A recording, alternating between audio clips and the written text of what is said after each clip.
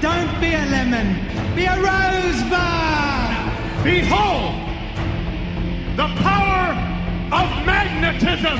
What would your finishing maneuver be called? The circumcision. Follow the process.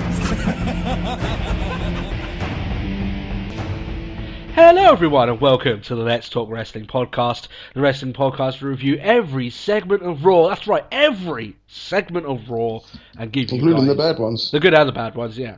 And also gives you guys the wrestling news of the week. My name, if you guys are asking, because normally the graphics cover up my name, I don't know why I do that, is Turbo Tony, and we're here with the $1 million man. Everyone has a price, Matt DiBiase. money. Yeah. I like. You like? Yeah. Yeah. I've still got some left in the tank. Still got some left in there. There's still some to pull. That's it, exactly. Yeah. I know you guys loved the Pack show last week. Got a lot of good response from you guys. Thanks a lot for the response. Before I get started, I would like to say, how are you, Matt?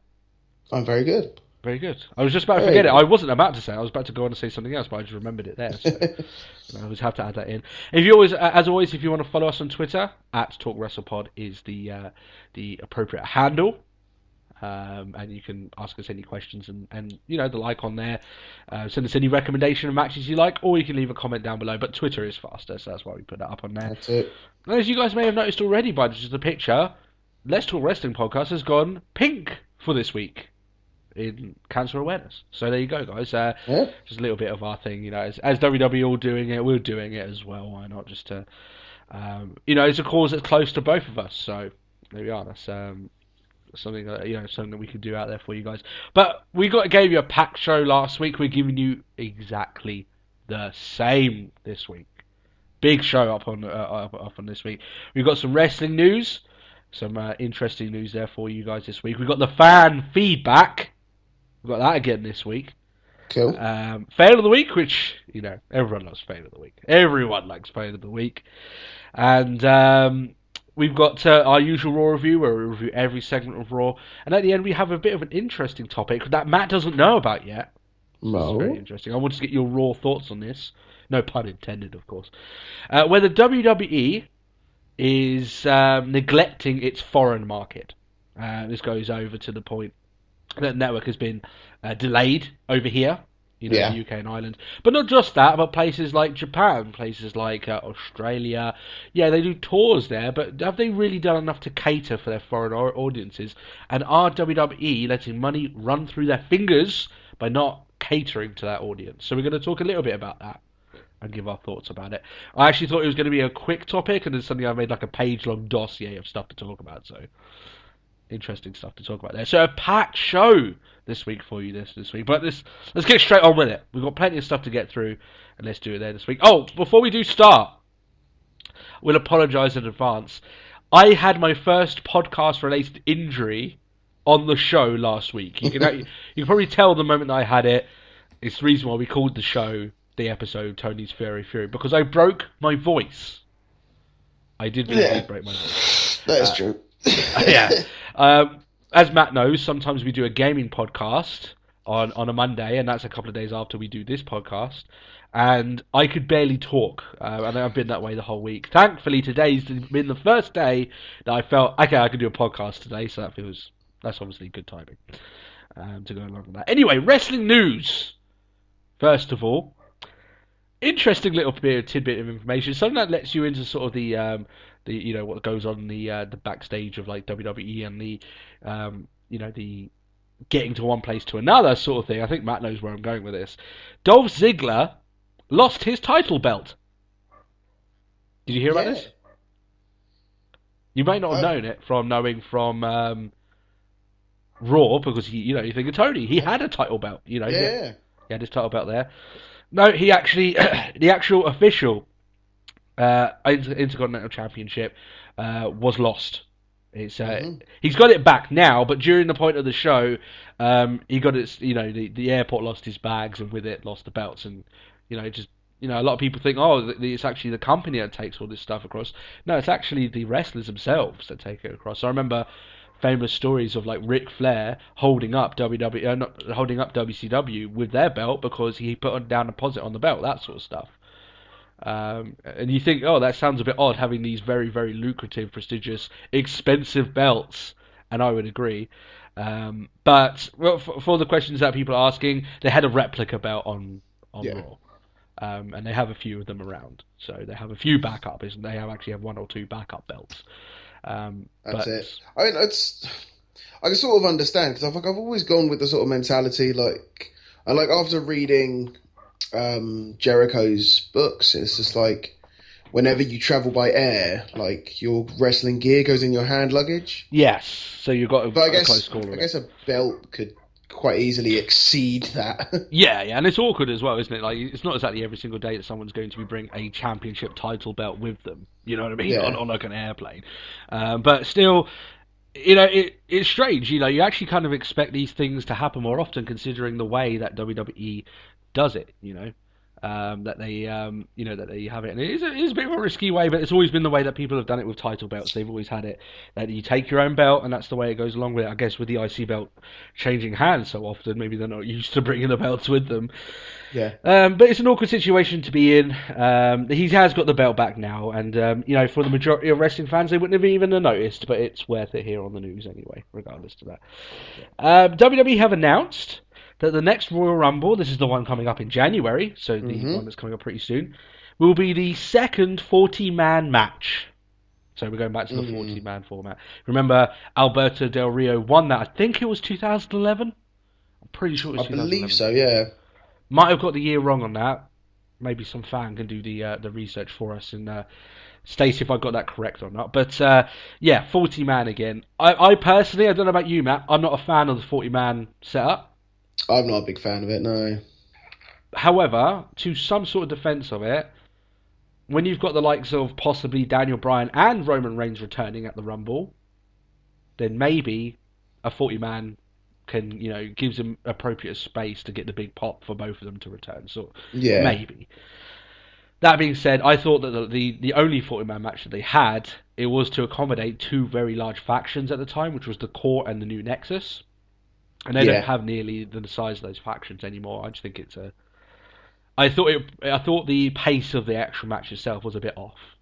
Would you agree? Yeah, I wouldn't say the pace was off, but it almost felt unnatural. Yeah. It's just like 30. Oh no, it's still going, isn't it? Yeah, it's not as if we're here opposed to change, but I just didn't think the match was any better than any Royal Rumble matches that I've seen. I mean, the thing is, I kind of hope that they play smart with these 40 slots. Like, I don't want, like... I'd rather see, like, NXT guys come up, because we had Bo Dallas come up in a Royal Rumble and all things like that. And I'd much rather see, like, Adrian Neville, Sami Zayn, like, NXT guys take slots. I imagine rather than, we're going to have Hacksaw Jim Duggan, and we're going to have Diesel... And then maybe like the Honky Tonk Man and stuff like, no, stop this, stop. I'm pretty sure you have talent. I'm pretty sure that like with all the recent stuff with Honky Tonk Man, he's not going to be making a appearance. It's the name that came to mind. It's not. I didn't put any much thought into that. It's just like we don't need that.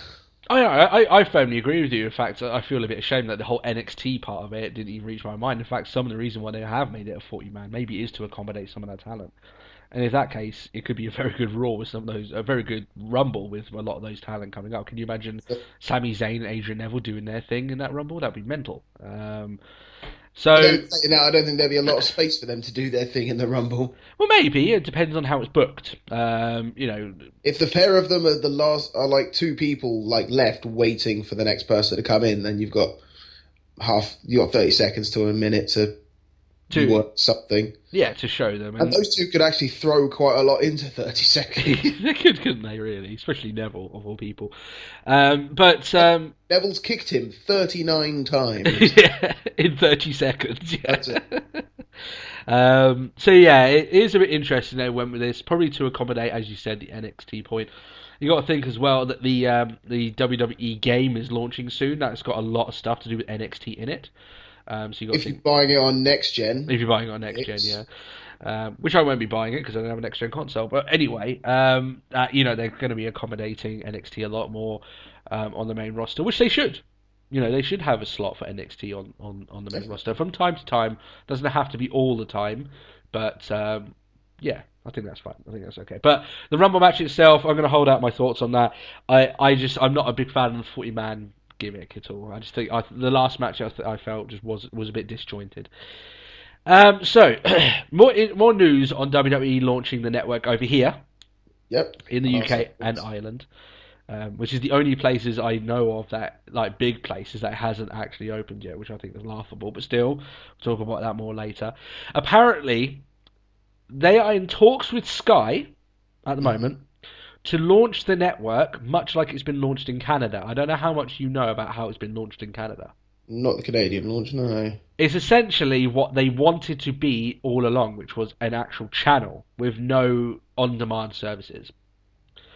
So the way that I see this going, if it is going this way, because apparently in Canada it's been one hell of a success, even though you're getting less for your money, but it's apparently a big success, is that we're going to eventually get Sky WWE over here, and that's what the network's going to be. Okay. So rather than like an on-demand feature, like we'll have to go recording everything and DVRing. Essentially, yeah.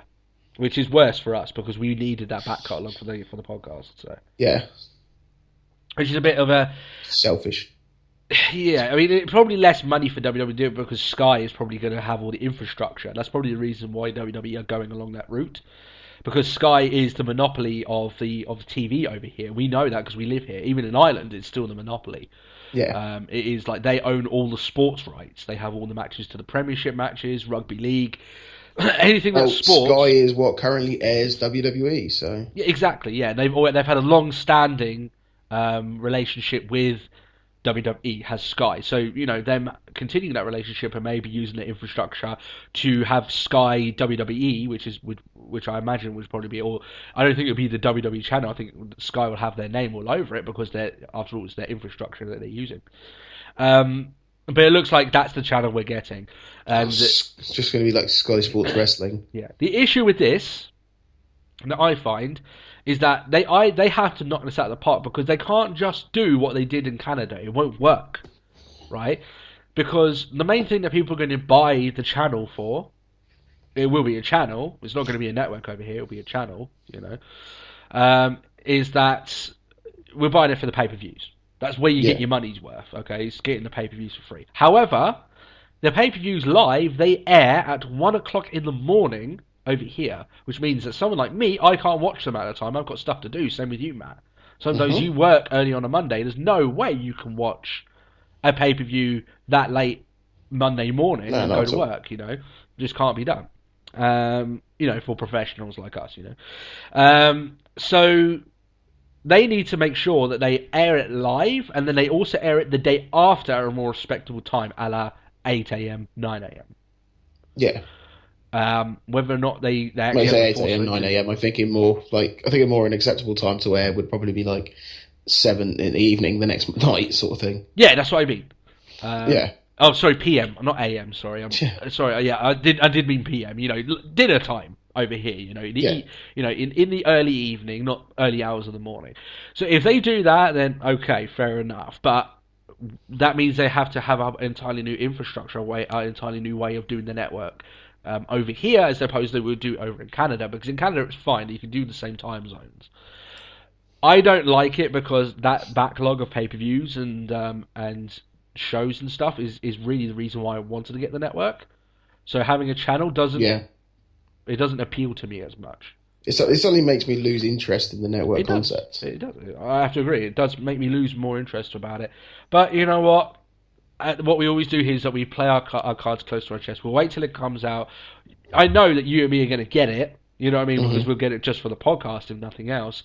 Whether or not we'll stick with it or not is something that we'll... So we'll get it for the podcast. Well, that much is true, but we were just like, we'd love to do WrestleMania 13 as like a flashback review sort of thing. Yeah. But it's just like, But if it comes out as a channel rather than like an on-demand service, then it's like, That's we done. would do it, but we've got to wait for it to come on TV first. Yeah, and the likeliness of that coming on TV as well, like on their actual channel, is pretty low considering all the other stuff they want to air. And sorry, I don't need another channel that's going to give me Total Divas. You know what I mean? True.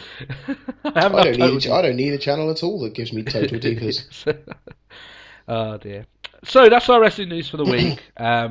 Pretty much bad news for English fans again. We're going to be going into that more later on, whether WWE are purposefully overlooking their foreign crowds. We're going to go into that as well. And we'll go into that in a lot more detail. However, we have fan feedback again this week. We had a message last week, people that wanted our thoughts, from a guy called Man Rikita Bako 1. I'm sorry if I slashed that name. I know I'm going to do that really bad. I even had to break it up so I get it properly. So apologies if just annihilated that name. But thank you very much. He asked us a question. Asking our opinion on newly signed NXT talent Zahra Schrieber, right? You might not know who she is because I had to do the research. Zahra Schrieber, I couldn't find any of her in-ring ability, anything in-ring ability. I couldn't find any videos involving her. I know she had some sort of history of being trained with ROH, and if that is true, that can only do well for her. ROH has got some fantastic wrestling talent under their books, you know.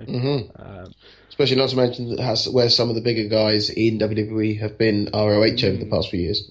You're looking at the likes of Seth Rollins. You're looking at the likes of Punk, Daniel Bryan. Bryan. They have raided Ring of Honor. Sorry, what was her name again? Zahra Schrieber. She has been recently signed to an NXT contract, so she is newly signed. The thing that I would say about her is that while I can't state anything about her in-ring ability because I haven't seen it yet, I can't make. Her. Yeah, I can't make. Oh, you know her. No, I just remember seeing the picture of her. Oh, okay, fair enough. That she'd been signed. Okay, so I can't see anything of her ring work. So, but in all fairness, she's going NXT. She's probably going to pick up a thing or two. You look at how bad Charlotte was when she got in there. How good she is now. Yeah. You know, miracles can happen. And she could be a lot better than that. I just don't know. I can't say anything. The one thing I would say is that her look is extremely unique. There are, at this current moment, a lack of tattooed divas on the roster, and she is tatted. She's got a lot of ink. She's great looking, very attractive. The one thing I would hope that WWE don't do her is to look at her. You've got tattoos. You know what? We'll give you a dark gimmick. Yeah, like you will be rocker girl. Yeah, not even that. Maybe goth girl or something like that. Yeah. Which I hope they don't do it. I don't think they will, but there's always that risk there that they'll do something along those lines with these girls. I think, though, however, is quite rare because they actually don't like signing, as you said there before, Matt. They don't like signing people with tattoos. You said that to me before, just as a rule. Now, if you want to get tattoos afterwards, you actually have to get it signed off by management, you know, and to get these tattoos done and everything like that. The whole thing around CM Punk's Pepsi tattoo was just like WWE just did not like that at all. But still, you know, it's on his body, you can't exactly get rid of it. The one thing I would say about her is that, like I said, she's got a great look. I think fans would get behind her. She's attractive, don't get me wrong, you know. WWE don't sign unattractive girls, you know, for people that they think are going to be the face of their Divas division. That's it. And, you know, maybe she can fit into a more darker role because Paige doesn't feel that role, personally, for me. And she's got more diva than dark recently on the main roster. So maybe she can feel a darker role. But I just don't want WWE to shoehorn her in that role. There's a difference of her assigning her that role and her saying, that's the only thing that we've got for you. And then that's, you know, that's when things go awkward. But when she comes up onto the main roster, because then we can actually onto NXT. I mean, you know, once we actually see her on, I will make a conceited effort to actually go and watch her first match, and then we'll come back to this and we'll actually talk about it more then, because that way I can actually. Well, I don't know if the first match would be the right way to go for. It's sort of with NXT. I've noticed it's sort of worth just keeping an eye on them for the long run, because this Baron Corbin. His debut was getting squashed by the Ascension. And now he's squashing other people. And now he's squashing others. Yeah. I agree, but just because that's the first time I can get a look of her in the ring. In terms of in-ring ability, we'll keep an eye. But thanks for the question. Like I said, we're going to keep it in our minds because you asked and because you didn't get an entirely full answer because we just Solid can't answer. give that. What do you think? I don't know. Yeah, because we haven't seen enough. I will make an effort to see what this girl can bring to the roster. But I do think that she does have a very unique look, and that can only prove her right going forward. That can only be good for her. You don't need to look like another Nikki Bella, going into WWE. Yeah, because then you get Eva Marie's. Yeah, and all that lot. Yeah. Oh well. Fail of the week. A classic. Oh, I picked a classic this week, man. I picked a classic. A brilliant one. You're going to love this. I know you are. I knew as soon as I did this. So there's a botch, a fail, in a promo that has lived throughout the ages. Throughout the ages! So much so that it is now written into fail folklore. So much so that it's in the intros to Botchamania, no less. For many, many, many years. And all I have to say is a set of words for you to know exactly what I'm saying. Hulk Hogan, I'm coming for you. Nigga. Yep. In fact, I was almost tempted to put that as a Facebook status earlier on today. I'm going out for a friend's birthday later on. And I was just like, we're coming for you, nigga. And I was like, no, probably shouldn't. No, probably shouldn't, no. So, let's go into the reason, because you've heard it time and time again. I imagine fans, you must have heard those words time and God, time if you've watched again. even a single episode of Botchamania, you've seen it. Yeah, exactly. Yeah, you must have heard it. It is one of the most infamous botches of all time. It goes back quite a long time. Let's go into the reason why it happened and go into actually what was going on, because, the whole story about it kind of gets lost in translation. So, as you can imagine, Booker T is in a really passionate feud with Lex Luger and Hulk Hogan. Yep. As you'd imagine. He's there with his brother, Stevie Ray, a part of the Harlem Heat back then. He's cutting this very passionate promo. He's very much. You wouldn't see promos like this nowadays, so they just don't do passionate promos. But back then, he's going full in. You wouldn't see a promo like this nowadays. What, where they drop the N bomb? You wouldn't see that. That being said, but a very aggressive promo. Where he's ripping Hogan and Luger. He says, "Luger, we're gonna beat you. When we see what we want, we take what we want." And then he drops a famous line, "Hulk Hogan, we're coming for you, nigga." A hilarious line, not for the line, right? The line itself, yeah, that's funny. And the classic bit is his reaction after he says the word nigger. Because he knows he fucked up instantly. You can see it. He sinks his head to his hands. Sherry's behind him. Such she's power laughing. And fury. We're coming for you, nigga. Yeah, oh. Yeah, and he knows he fucked up, and he's looking away. He doesn't, and it's so visible that he knows he messed up. And all sensational Sherry can do behind him is just smile because she knows he fucked up. And Stevie Ray's trying his best to just continue the promo going forward, but Booker T knows he messed it up. But all the wins from his sales. Yeah, that's it. Because he's getting very passionate, and obviously he must have used the word. In fact, I know it because I watched an interview later on that he actually talks about it. About the actual thing, and he's laughing about it, saying exactly what he would say that word a lot. As you can imagine, growing up, so it just slipped. He was very passionate. He's really going for the promo, and he was just going for it 110%. Unfortunately, at the end, he said it, and apparently he had a very comical talk with Hulk Hogan afterwards, regarding to that. But I would recommend that people, if you want to watch this, don't just listen. You have to watch his reaction. That's the real priceless part of this fail, his reaction. And also, like I said, try and find that interview afterwards where he does talk about the fail, and it's actually quite funny just to see him laughing about it himself, because you gotta laugh at these things. But yeah, a classic fail. Yeah, it's great. Yeah. Hulk Hogan. We're coming for you.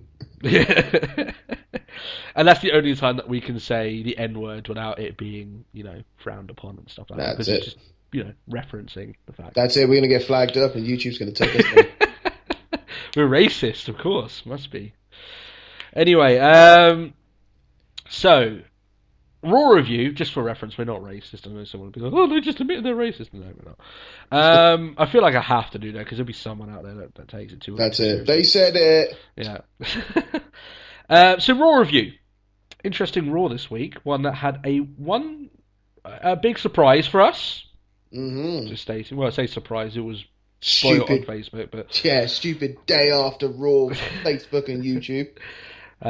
So yeah, it was quite a big shock anyway when we saw that. It is a mid-monther. This one I would say is probably one of the strongest mid-monthers we have seen in a while. That being said, when I say that, the mid-monthers we're talking about aren't very good. So, the thing is, you're saying like it was a strong mid-monther. Okay, in comparison to a lot of weak ones, yes, but it's like, did it really help for many stories? No. I say it did. It helped for one. Yeah, it won. Yeah, that's yeah.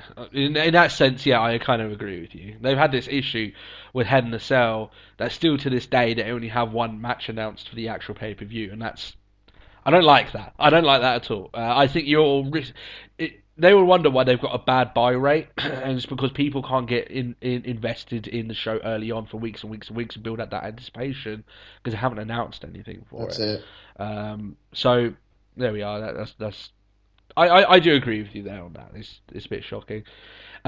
This event, however, the show, I thought was surprisingly had more to it than I ever thought it would. So in that sense, we'll go into the reasons why. It does have bad stuff that we're going to rage about, very bad stuff, because it's a mid-monther, and mid-monthers are shit by comparison. So they have to put poo in there at some point, and we'll sniff out that poo for you guys, and we'll tell you which stinks. That bullshit. Anyway, Raw from Brooklyn, New York this week. I was expecting the Brooklyn Brawler to make an appearance. He did not, but he makes plenty of appearances, so it's fine. Yeah. On the road to Hell in a Cell, although you may not know it.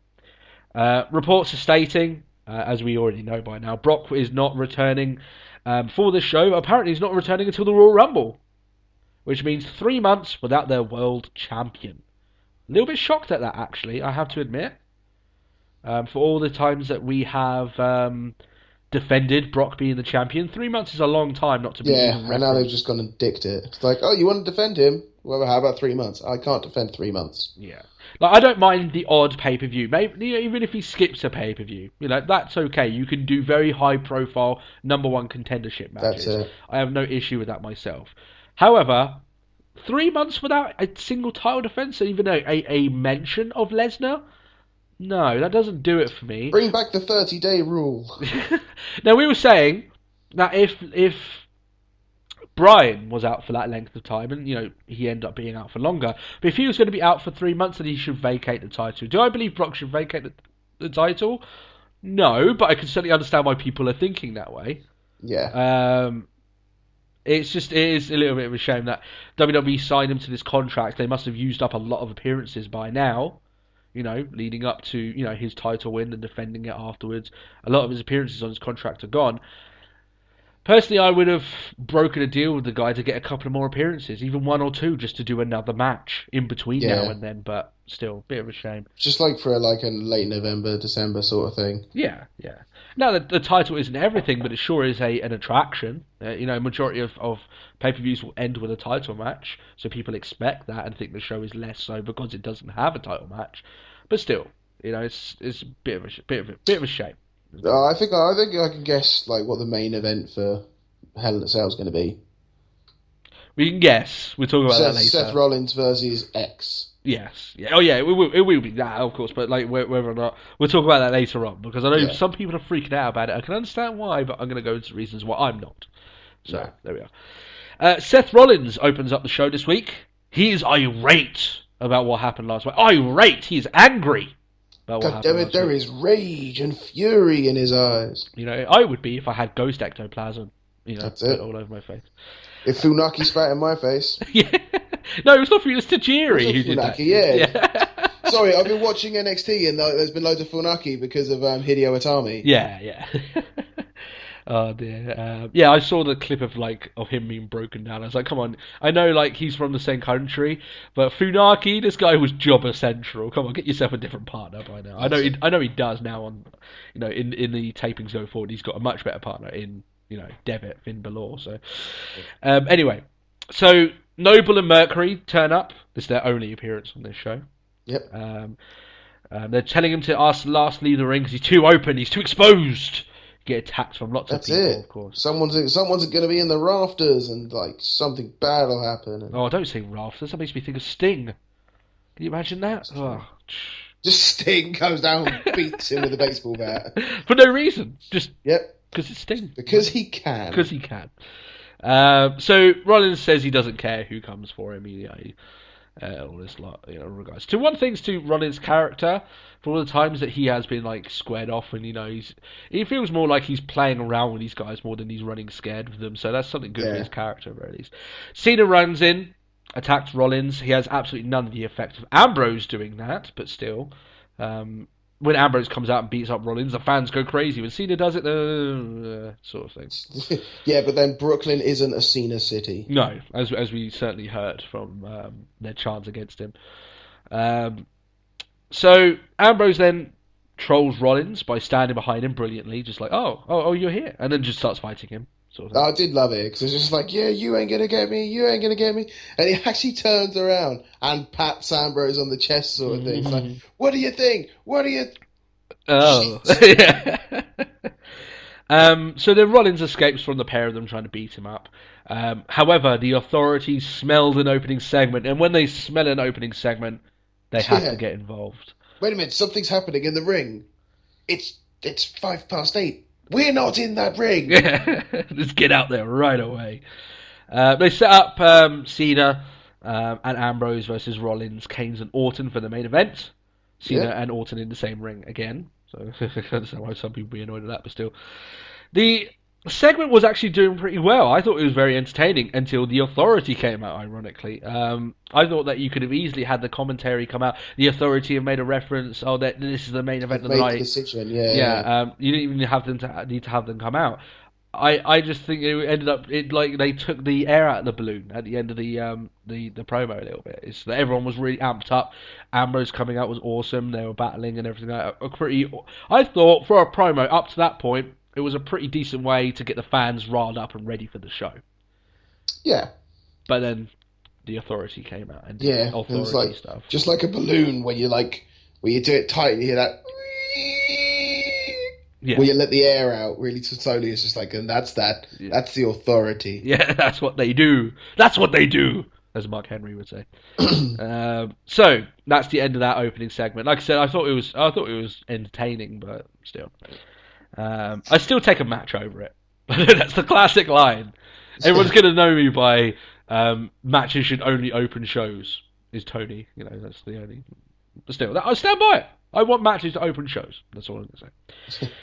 Goldust, Stardust, and Cesaro against Ziggler and the Usos. You may be thinking, we've had this match before. You would be kind of correct. You swap out Ziggler for Sheamus, and yes, you did have this match last week. So, pretty much the same stuff apart from Ziggler being around. As we said before. I think the only difference is we'll have Ziggler instead of Sheamus because Cesaro is now going for the IC, not the US belt. Yeah. Okay, done. Yeah, essentially is that. They've literally swapped belts, so they're going for. Because now Miz is gunning for Sheamus. It's just like... well, if I can't have one, I'll have the other. That's it. You've got to earn it. Oh, fuck it, I'm the Miz. And I just fought for the IC belt. That must get me a title shot for the US. Yeah, that you lost. There we go. Oh. So yeah, as we say, Ziggler here, he is sporting the replica belt. Still looks good. The replica belt, it's fine. The backup belt, I shouldn't say replica belt because it's not. It's a little bit more. They didn't get it off the merch stand. Yeah, they didn't. They didn't get like the kid in the front row with a really nice looking belt and just slap it on Ziggler. No, it wasn't like that. But yeah, the Usos have a mini video segment here. They state "bros before weirdos." I'm not sure how that statement even works. Are they stating that they're going to be brothers before they have sex with Stardust and Goldust? If it gets going in the sort of the usual bros before hoes ruling, then I'm sort of curious. In which case, Usos, you weird, man. You are the weirdo. You guys are Uso crazy. If you want to be doing that. Of course, I'm just taking that too far. But still, I just they are Uso crazy after all, so just let them do their thing. It is a little bit lazy, as we said there, about Cesaro and Miz just switching which belt they're going for now. Not Cesaro, Ziggler and Miz. No, yes, Yeah, Cesaro and Miz. Miz. Sorry. Which belt they're going to go for here. It's just a little bit random, and they do it for some reason. They've got Cesaro and Ziggler have absolutely zero reason to feud at the moment, but at the moment it just seems like they have a feud. Yeah. Lazy writing. Why? Because we do. Yeah. The match itself is good. You really couldn't get that far wrong with the in-ring talent that you have. You actually look at the guys in the ring. They have been responsible for most of the actual raw wrestling goodness we get in, week out. You've got Stardust, Goldust, who more often than not will give you a decent match. The Usos more often than not give you a decent match. Cesaro, phenomenal in the ring, more often than not give you a decent match. Ziggler has been giving us matches of the week the last 2 weeks. Yep. So you look at what's in the ring. It's like one of my favourite memes that Ziggler, and it's like I had a bad match once just to see what it felt like. Yeah. It's like, it's so true. Yeah, the guy he's got the Shawn Michaels about him, that he goes out there and performs week in, week out, just gets none of the adulation and respect. It's a bit of a shame, really. That's why I think that Ziggler, we should do this talk once. If Ziggler was in the 1980s, would he be world champion and a strong world champion? I would advocate that he probably would be. Yeah. Maybe 80s, early 90s. Similar sort of Shawn Michaels sort of thing, then yeah, I think so. Yeah. And he has the arrogance character down as well. Yeah, he's good looking. He's got a good look. He looks different than the majority. He's phenomenal in the ring. That's it. He essentially is modern day Shawn Michaels, because you had the Heartbreak Kid, but then Ziggler's always got you wish you were this good and all things like that. And it's it's true. He is the modern day Michaels. Yeah, he is. But as we said, maybe we should flip the coin. Would Shawn Michaels as a character work nowadays? If he was to debut as a new guy, didn't even know who Shawn Michaels was, how far would he get? I don't think so. Interesting to talk about. In fact, next week, I'm saying it right now, that's our topic of the week. So cool. There we go. We've got that set in stone, because that is interesting. Just thinking about that, swapping those guys over in terms of timestamps and saying where they would be going. That is a cool topic. I want to talk about that next week. Even more interesting reason for you guys to come back next week and listen. So, end of this match, Usos do their usual ending madness. Everything goes crazy at the end. Remember, bros before weirdos. Yep. The match itself. I think the match itself was really good. It's exactly what an opening match of the show should be. It wasn't long, but it was all killer, no filler. That's it. And you stick Ziggler in front of a passionate crowd like Brooklyn is, and you're just going to get a chance. No, you just said Brooklyn. I don't know why. I would have got in my eyes. It's Brooklyn. I had that when you first said that it was in Brooklyn. Oh, let's go. Oh dear. Maybe I actually went back and listened to our podcast where we talked about JTL being released. Still. The reason why I'm procrastinating, and you think, Tony, you may be deviating away from the thing, I'm doing that. I agree that I'm doing that, because I don't want to talk about what comes next. I'm sorry, I just had to pick up on something. It's not JTL. Was it? What's his name? You said JTL. Yeah. Oh, sorry. That's my bad. Did JBL really get under your skin that much this week? Yeah, he must have been, yeah. JTG. Sorry. We've been so long without JTG. It's just different stuff. Yeah. You still remember Shad, can't you? Yeah. Shad Gaspard. See? Other things, talking stuff. Yeah. I don't want to talk about what comes next. Fuck it, we'll talk about it. Okay. I'm twisting my arm. So people here know in this podcast, me and Matt, we don't like to rant. We don't. We like we want to enjoy the product. We would much rather do a podcast where we say, this match was awesome, watch this stuff. Well, look at that spot, that was amazing. We want to mark out for 2 hours on this podcast. That's what we want to do. Yeah. Unfortunately, there are some segments where we cannot fight the fact that we have to rant about it. This is the first of 2 on this show. And I would say, shockingly, the worst of the 2, considering what the second one is like. We'll get into the second one later. Let's talk about this one now. Let's talk about what actually happened. Okay. Adam Rose comes out with Kathy Lee Gifford and Hoda. 2 women. Hoda. I don't know. I imagine you don't know, Matt. I have no idea. I would imagine the majority of the wrestling fans, even if they know, couldn't give a rat's ass about it. Now, first of all, when you told me about this segment, Matt, I was like, wait a minute. This sounds like it's going to be something about cancer awareness. You can't say anything bad about this segment because it's doing the right thing, Matt. You can't. You can't do it. Then I watched it and I realised exactly why you were upset. And I'm upset as well. Okay. Yeah. So apparently they were out. They never said that they were in support of breast cancer, but they aired a breast cancer awareness stuff before the segment. So you're naturally assuming this is for breast cancer awareness. Yeah. Okay. And they're in pink. Yeah, and, yeah. You know. They toast Raw among boos from the crowd. You know. And not even a little bit of booing. It's just like the constant sea of booing. Yes. It continues because Hoda decides, you know what, I'll do a crazy dance if they turn the music up, which they do because they're fucking morons. As if we Well, of course they that. turn the music up. They have to hide the booing. Yes, exactly. And then Gifford decides, you know what I'll do? I'll crack a bottle off of Hoda's arse. So she does so. Then Hoda cracks a bottle off of Gifford's ass. I skipped this. I skipped from here on. Oh, I couldn't handle it. Right.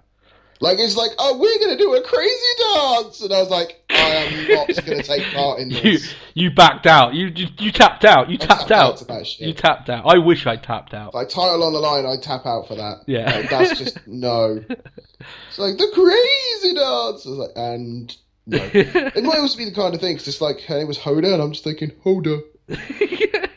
Like Hodor's girlfriend. Hodor in that ring would have done a better segment than this. Jesus Hodor would have got over. But here's the thing, man. It doesn't end. It doesn't end there. It goes on. It continues. I did have to see it, but I just didn't have to hear it. Yeah. Fast forward. So, just before I go on to the massive reason why this is so fucking ridiculous, it's just I like to explain what happens before I go on because I know I'll mess it up. Okay. So when Adam Rose is around, bad segments happen, and this continues. He comes in. It's like he's like a black plague of shitty segments. The women in the ring decide to do the Adam Rose apron dive and leave the arena. End of segment. Now we can begin. What the fuck did it do for cancer awareness? What the fuck did it do for anything? How was it entertaining? Like, oh, John Cena was on the Tonight Show. Oh, like, or whatever the fuck it's called. And it's just like, oh, maybe you should come on down. Oh, maybe we will. Why? Why did you extend the invitation? I really don't care. What was the point of this? Right. Someone tell me what was the point of this? It's just like, we're just going to get some 40-something bints in the ring and we'll just get them to drink. It's like, I just can't comprehend this segment. I actually don't know. I don't know what they did. Did these women turn up on Raw because they obviously John Cena invited them, and they just decided, you know what, we'll get them out there to go drink something, and they'll just muck around and do what they want to do. That'll be entertaining. That'll be worth our viewers' time. God, the ticket payers will think they got their money's worth out of that. Yeah. Can you imagine the people in the building? Now, later on, they obviously did get their money's worth. Shit. Like, I don't get it. What? I can't wrap my head around it. And well, the thing is, I read somewhere online, like, apparently one of them, I don't think it was Hoda, I think it was the other one. Apparently, like, in an autobiography, like, she slates wrestlers. Yeah. And it's just like, oh, but you'll agree to go on Raw? Yeah. Oh, I guess they're paying you. Yeah, it's free publicity on a show that gets more viewers than your show. Of course you're going to do it. It's mind-boggling. It really is. And I honestly thought, I gave it more of a pass than I should have, because I firmly believed that they were going to say at the end, oh, this is all for cancer awareness, you know, we're very close to cancer, this all this stuff. Don't forget to donate. And all of that. As bad as the segment was, I would have washed it all away, and I would have said, it's for cancer awareness, I don't give a shit if it's bad, it's for a good cause. Yeah. Not a single fucking word was done about cancer awareness in this segment, so it has no pass. This segment was awful. Outright bad. It was worse than Michael Strahan when he came on the show. That was horrendous. That was better. I would watch 5 hours of that over this. This was horrendous. I have no idea what they were thinking. I'd watch 5 hours of the Kosher Butcher. Kosher Butcher is awesome. Just for funniness. But anyway, it's I don't know. I would never have booked this. And I know we do wrestling and we say, oh, we wouldn't book this and stuff like this. But I wouldn't book this in my wildest dreams. Because I know people don't want to watch it. I wouldn't have booked this if it gave my company publicity. Yeah, and it doesn't. It doesn't give them publicity. It's not. I very much doubt that these two people that I don't know about, never heard of in my entire life, gives you mainstream publicity. It's not like Tom Cruise being on the show. It's not like Brad Pitt being on the show or something along those lines. What happened to like the days where we had like the guest hosts and it was people who were actually celebrities? Yeah, like Seth Green, who appeals to the demographic that you have. Hell, I even enjoyed when we had Bob Barker. Yeah, like, that's the sort of names that we know. They are names that are in the mainstream, that are household names. These aren't names that you want to give time in the ring. I don't even want to see these women, not even on Raw, in life. Yeah. They are annoying. We've got a show here called Loose Women. At times, I'm going to say it right now because sometimes I just don't change the channel because the kids are watching whatever. It's on, right? And it's like a debate show between women. Some people find them incredibly annoying. I find them a little bit annoying. God damn it. I would take hundreds of them over these two women. If this is what we get on the show each week. Let's move on because we don't want to kill your throat already and we're only like 2 seconds in. I can feel it crackling under the pressure. We need to move on. Guys, honestly, tell us in the comments. Who are they and why should we care? I don't even care who they are, so even if you tell us, I don't care. Just tell us, honestly, is this the sort of stuff you want to watch? Honestly. And if there's one guy out there that says yes, I know you're trolling. You know what I mean? Just like, come on. Would you rather have a kick-ass match against, I know they already wrestled, but let's say they took him out of the match and had Ziggler against Cesaro. A real high caliber match. Close calls, pinfalls, high-impact moves. Rather than two bints having a... Yeah. And the fact is, they took up not as much time as a match as well. Yeah. I don't know. Anyway, a Harper video package is pretty much the same of what we've seen last week. I'm so glad we're moving on from that segment, by the way. I'm smiling that we're moving on from that segment. Especially considering we're now talking about the Harper video, because I love it. Couldn't the Wyatt family come out maybe 10 minutes earlier, and then they could have come out and fixed that whole segment? They could have abducted Kathleen Gifford and Hoda for us. Do you know what? I'm actually thinking, that. I'm just trying to sort of step away from that. Sorry, I'm drifting back into Hoda or whatever the hell. But I'd actually quite I'm loving the fact that they've gone back to the original, backwater sort of video package, like before they originally debuted on Raw. Back to their roots. But I'd love if they did it live.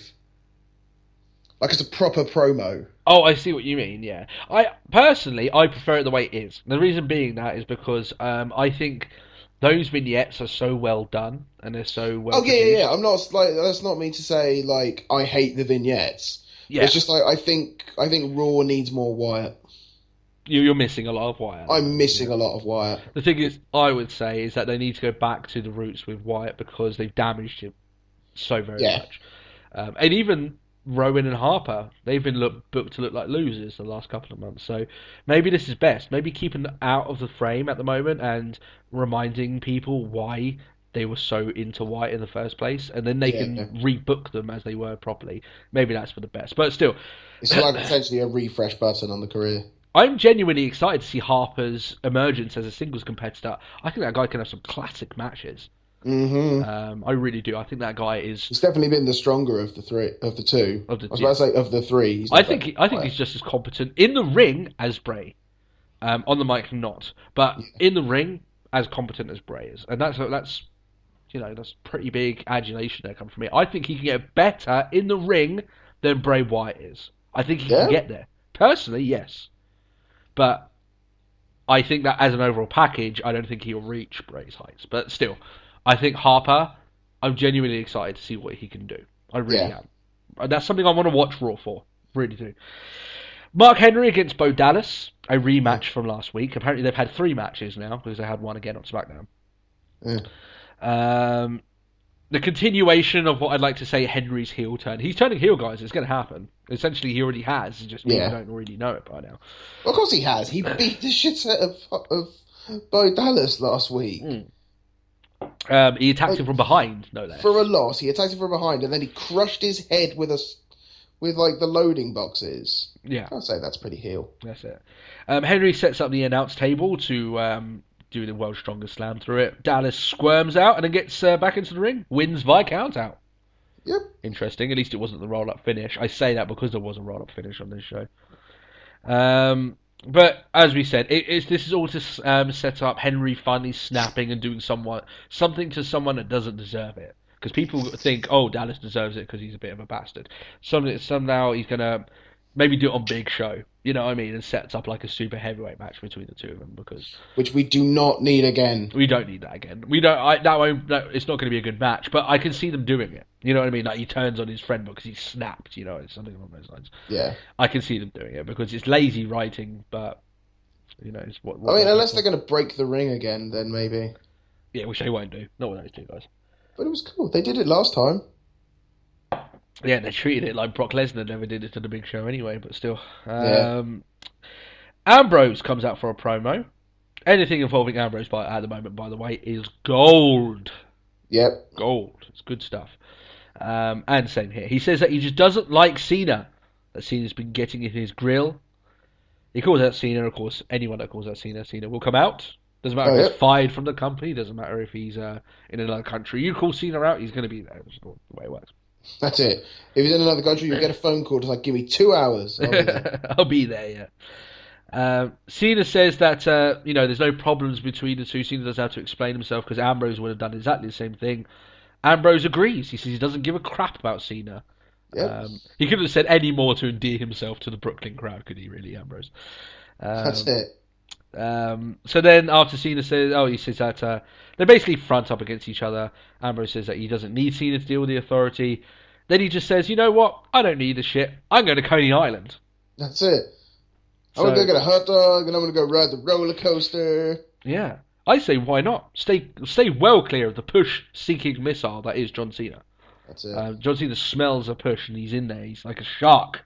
He's going to bite it, rip it. Young talent, getting attention over me. No, this cannot be. Sorry. Yeah, I agree. That's why I call him. That's my nickname for him now, the push-seeking missile, because he is. This all sets up the opening match ahead in the Cell. I'll explain my thoughts on that later, because some people are freaking out about it. They don't need to, but I can understand also why they are. But we'll go into that later, of course. But I thought it was a good promo about Ambrose, and that whenever Ambrose is in the ring delivering promo, he has a different style of doing it. You could say it's unhinged because he looks like he's all over the place. It's part of his character, but it's entertaining. Like the rolling of the shoulders and the stretching of his neck sort of thing. It's just like I like that. He's one of those guys that takes like Orton when he comes out. Like he speaks like he's Randy Orton. Dean Ambrose speaks like he's the lunatic fringe. That's the difference between them. And the interest in their promos, you know what I mean? WWE shows a lot of shots then of Ambrose on a train. He's going to Coney Island. See, the thing is, I could have bought that thing. It's like, I'm going to go get a hot dog, and I'm going to go ride the dog, I'm going to go to Coney Island, all that lot. And if he walked off, then I'd have just bought it. All right, fair enough. Yeah. I thought we were I guess the fact that he returned later on. Yeah, they're trying to tease as much that he's not going to come back. And I thought that, to that point, they did all right. And it was a little mini thing. I actually thought that they should do more stuff like this. There's only 5 seconds of a shot of him getting in a train and stuff like that. You know, sometimes how many times did we see loads of promos and segments being done outside of the arena back in the old days? That's true. Yeah. A little bit fresh, doesn't it? I think we should go back to the days of old where you would have bar fights and Mississippi River matches. That's it. Oh God. But still, back in old SVR game days. Oh, was it? The back in the days. Like a Falls Count Anywhere match would be to the park and go. Not only that, anyone that's a big wrestling fan that's been, I'd say, around the age of about 20 to 25, we're a bit older than that, but still roughly around that age, You would know of a game called No Mercy. No Mercy was awesome because you could fight people in bars.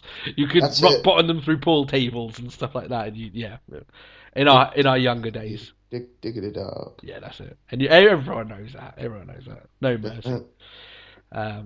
Still, this isn't our gaming podcast, so it's our wrestling podcast. So then Triple H, triple troll, as we say, doing his best to troll Cena backstage. He's like, you feel sorry for him. Oh no, like Ambrose left you. I was like, oh no. It's ironic that I could see Nikki Bella saying the exact same thing, in that. So,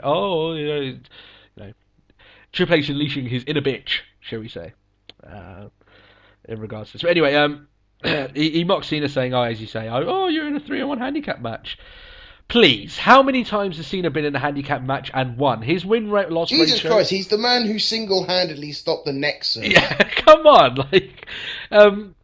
The amount of times that Cena has won handicap matches, his win-loss ratio in those matches is bonkers. It's ridiculous. Yeah. Everyone should naturally imagine Cena against 5 guys. Well, Cena will obviously win because that's realistic. That's how often they book him. Cena has hustle, loyalty, and respect on his side. Yeah. It's like 5 against 4. Then it's Cena, hustle, loyalty, and respect, and the fans. It's just stupid. Triple H says, you know what? Rollins will start the match against Cena.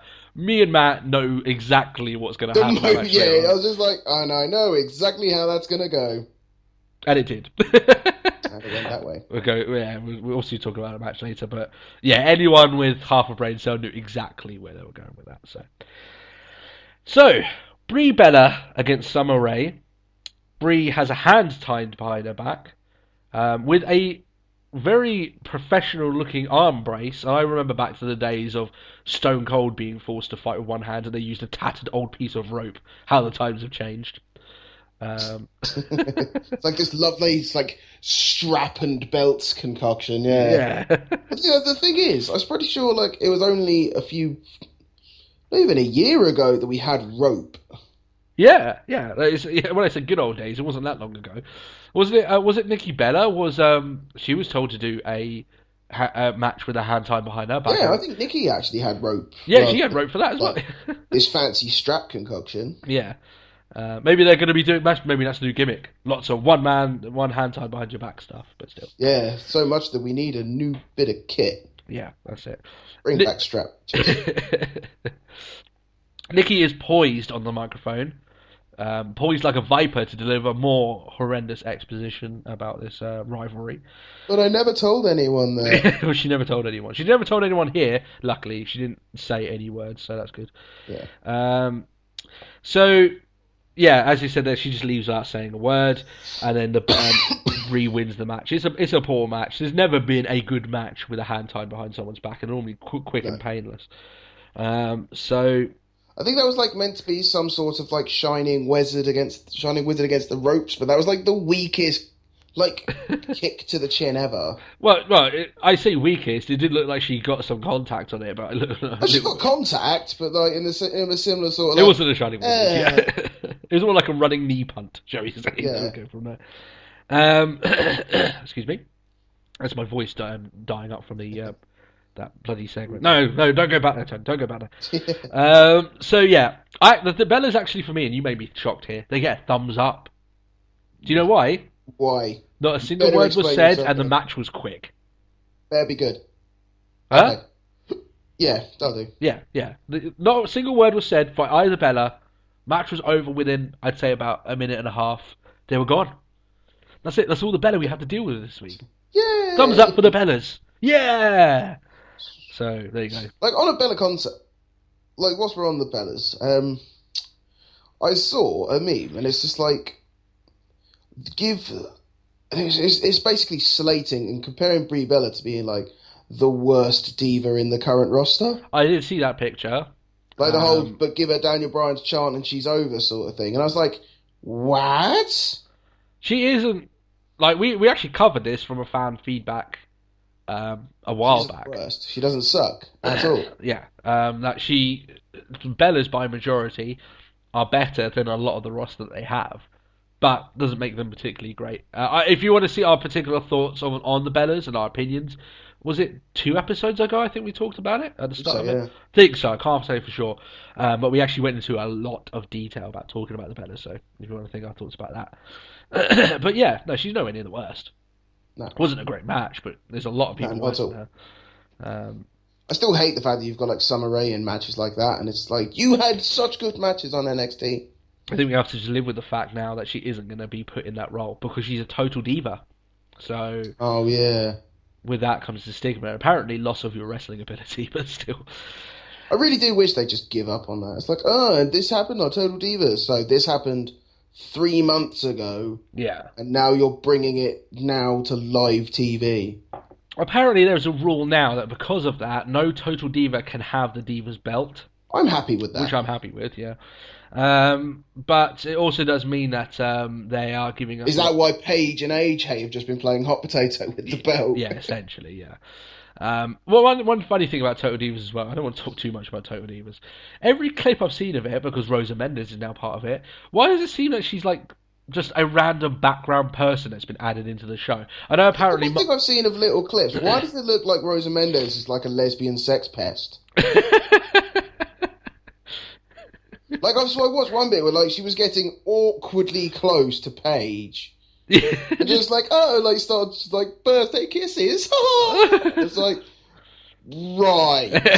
That's something a little bit too much there. Maybe we've been watching too much AJ and Paige over the last couple of months when they're getting all lesbonic.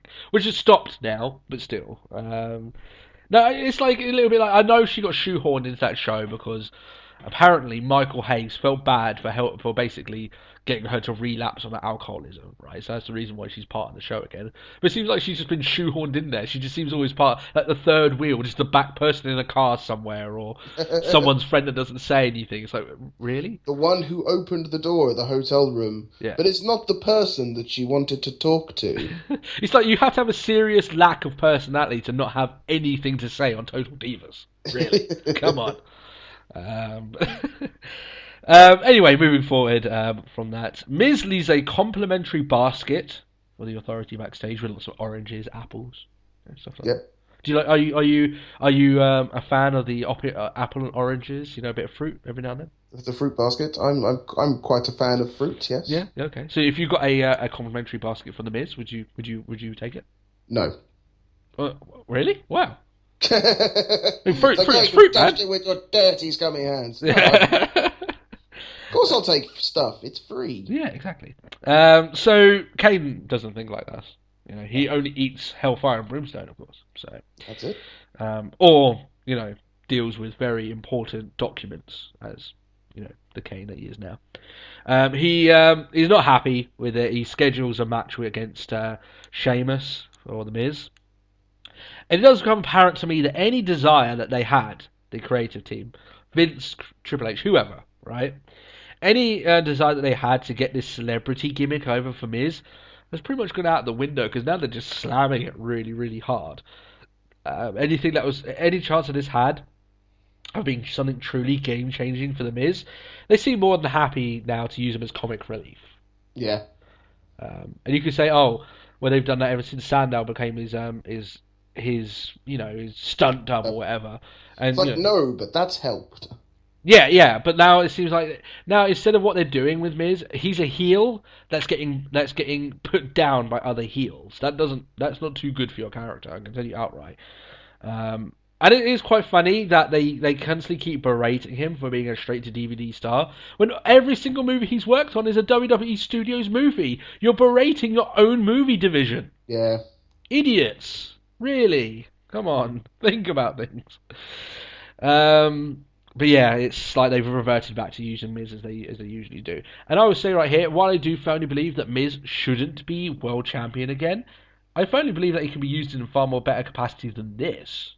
So that's what I have to say. Yeah. Tyson Kidd. Wow, I haven't said that name in a match in a while. Versus Swagger. Yeah. Kidd is on 2 Raws in a row. Wow. It's been a while since we've seen Kidd, and for the fact that they've had him on 2 Raws. But he's on Total Divas, so Natty has to be there as well. Yes, yeah. Although I would say at NXT it's become apparent that Natty, being his wife, is part of his gimmick now, so that's acceptable to me. Yeah. That's part of his appeal, funny enough, is that you can chant that stuff. Brooklyn, by the way, you need to watch NXT because I did not hear a single chant of Natty's husband. That's a fail. Shame on you, Brooklyn. Shame on you. No chance at all.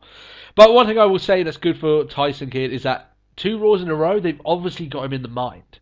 They're obviously thinking, okay, what can we do with Tyson this week? You know, it might only be short term. I doubt they've got a 6-month plan for the guy. I doubt they've got a 6-month plan for John Cena, let alone Tyson Kidd.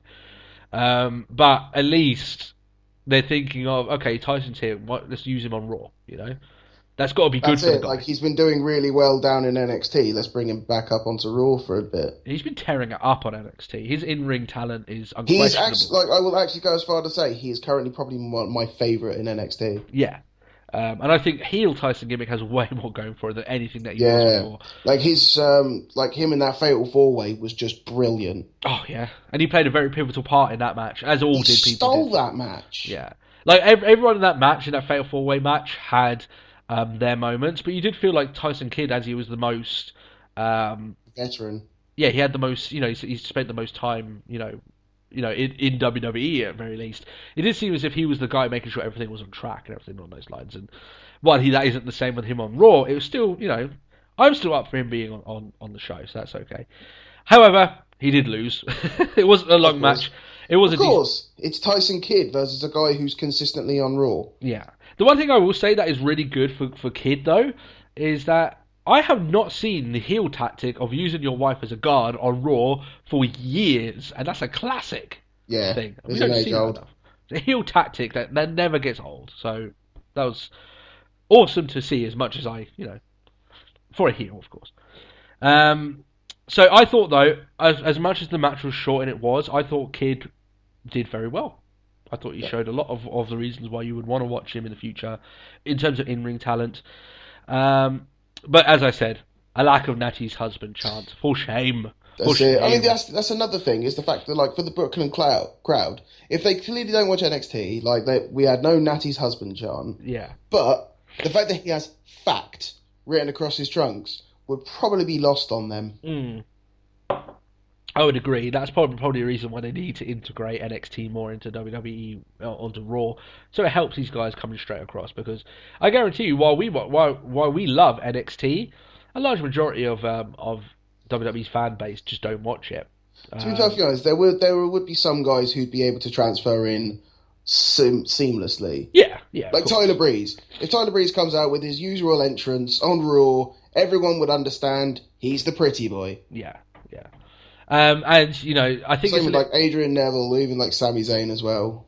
It needs to be a bit of a shock to these guys, because they get treated to fan responses at Full Sail at NXT. Those guys will cheer for you no matter what. You know what I mean? You could be there and they will chant for you. They'll do everything they can to make you feel like you're a big deal. Normal fans just don't do that nowadays, and partly of that is because of WWE's fault. So. There is a bit of a shock coming onto the main roster. Can you imagine Emma, when she's coming out doing her dance, which she was on Raw this week, comes out and does her dance?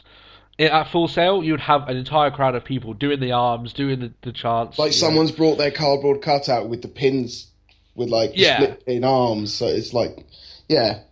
But then she comes out on Raw, and suddenly you got this massive stadium with far more people in it than it is at Full Sail, but no one's doing the arm dance, and it's like, okay, this is not going anywhere. So maybe a little bit more integration needs to be done there. But I thought Kidd did very well in this match anyway. Oh yeah, definitely. And it does build towards that. Back onto the track. Yeah, it does feel like they've got him in their thoughts, and this is one byproduct we might get out of Total Divas that might be something positive. Just saying. Well, I think the reason why he's in their thoughts is the fact that, like, Tyson's Kidd's been on the main roster, so for those that don't watch NXT, they still know who he is. Yeah, to a rough degree. To a degree. Yeah. Or to some sort of memory. I mean, he's been gone for a while, hasn't he? Yeah. But, like, you had the NXT tag match only a few weeks ago. I think it was like the Dark Show on Raw. But apparently that went down for, like, really well. That went down really well. Yeah. Because, the guy is talented. He's a very good in-ring competitor, Kid. It depends, at the moment, I'm not getting ahead of myself. the minute that Total Divas finishes its season, you may not see Tyson Kidd on the main roster.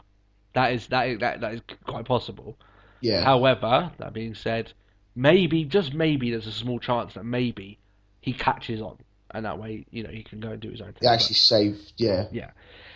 Edge and Christian has do their own quite unique advert actually for the 15th anniversary show of SmackDown. Awesome to see these guys. They've got such chemistry between each other, as you imagine, because they've spent their entire careers wrestling with each other, against each other. That's it. Awesome to see the chemistry of two people who've known each other since they were 12. Yeah, exactly. I would love to have watched it. I can't watch it. It's on the network. Because it's been postponed. So it's been postponed? The network's been postponed. Oh, the network for us, yeah.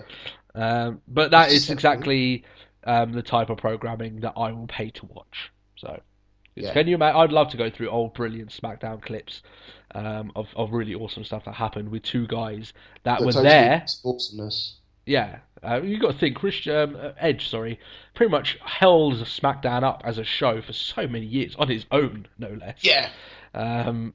When he went, that show really suffered, and it has never really got back up to where Edge had it. Edge kept that show aloft. He didn't bring it up to new heights because you can only do so much. But man, was his presence, the draw for Edge on SmackDown? Yeah, it was undeniable. Yeah. So Roman Reigns then is via satellite, taking a hint off of his. Also, they say. Yeah. So I heard he was actually backstage. Just like, what? Then get him out there. Yeah. If he was there, then they should. He would have got a much better response if he actually came out to the ring. Personally, a little bit of a promo there. But while I'm a big fan of wrestlers like Daniel Bryan has been taken completely off of television, you know, for the big return, where you can air vignettes of him getting ready, new vignettes, building up his return, stuff like that. But you're not actually getting him on Raw talking and stuff like that. I think that Roman Reigns still isn't at that point in his career where he can quite pull that off, just being completely off television. That would be quite damaging for the guy. He needed it as a sort of reminder. Yes. So don't forget about Reigns. Next big thing, don't forget that. Yeah, and people might say, well, Bryan isn't that much far removed from Reigns. I would say that Bryan has already had his crowning moment, so that already cements him. Bryan's not that far. Right, stand in the middle of the ring and put your fingers in the air. Yeah. That's how over that guy is. That's it. Anyone can get a yes chant. Like Kane could walk out and start going yes, and they'll get a yes chant. Yeah.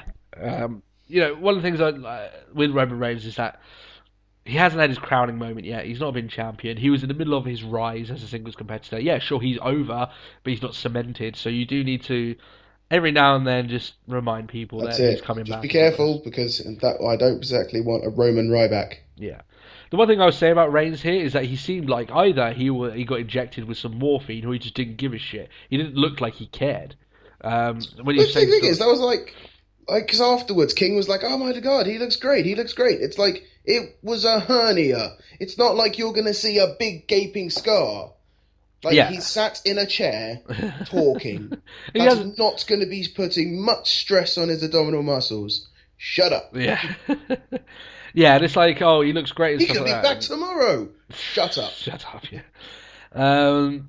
Yeah, I just thought that, the fan reaction was quite mild, and I don't blame him, because it wasn't as if Reigns was looking at the camera and telling him, I'm going to be back and I'm going to kick everyone's ass. It was just like, yeah, I'm going to be back and I'm doing all right, and yeah. That's not exactly entertaining. That's not exactly heated to me. No, he did at the end of it. Not really. Come on. I think it's because, it's not like he was as part of... It's not like someone caused the injury, or he was in the middle of a feud. It was... He had to go get surgery. I disagree. I think the guy should have been much more heated, but that's my opinion. I just think that he was way too lax. There was nothing... he did the whole, I'll be coming back and I'll be kicking ass sort of thing. Yeah, but he said it with as much tenacity and passion as... Linda McMahon would do. You know what I mean? That might have been the painkillers. Yeah. I would prefer him to be a little bit more passionate, not slunched in the shower, wanting to be leaning forward into the camera, ready to really make an impact. That's what I want to see. Yeah, I'm big on Roman Reigns. I think the guy is the next big thing, but I'm going to say things are bad when I think they're bad. So that's what I'm going to say there. Oh, right. Oh, God. Let's see what's next. Okay. El Torito Yeah, versus the Mini Gator. yeah. We're back to the dark days, people. Can we just say this existed and then carry on? Unfortunately not. We review every segment of Raw. We reviewed it. It was terrible. On to the next one.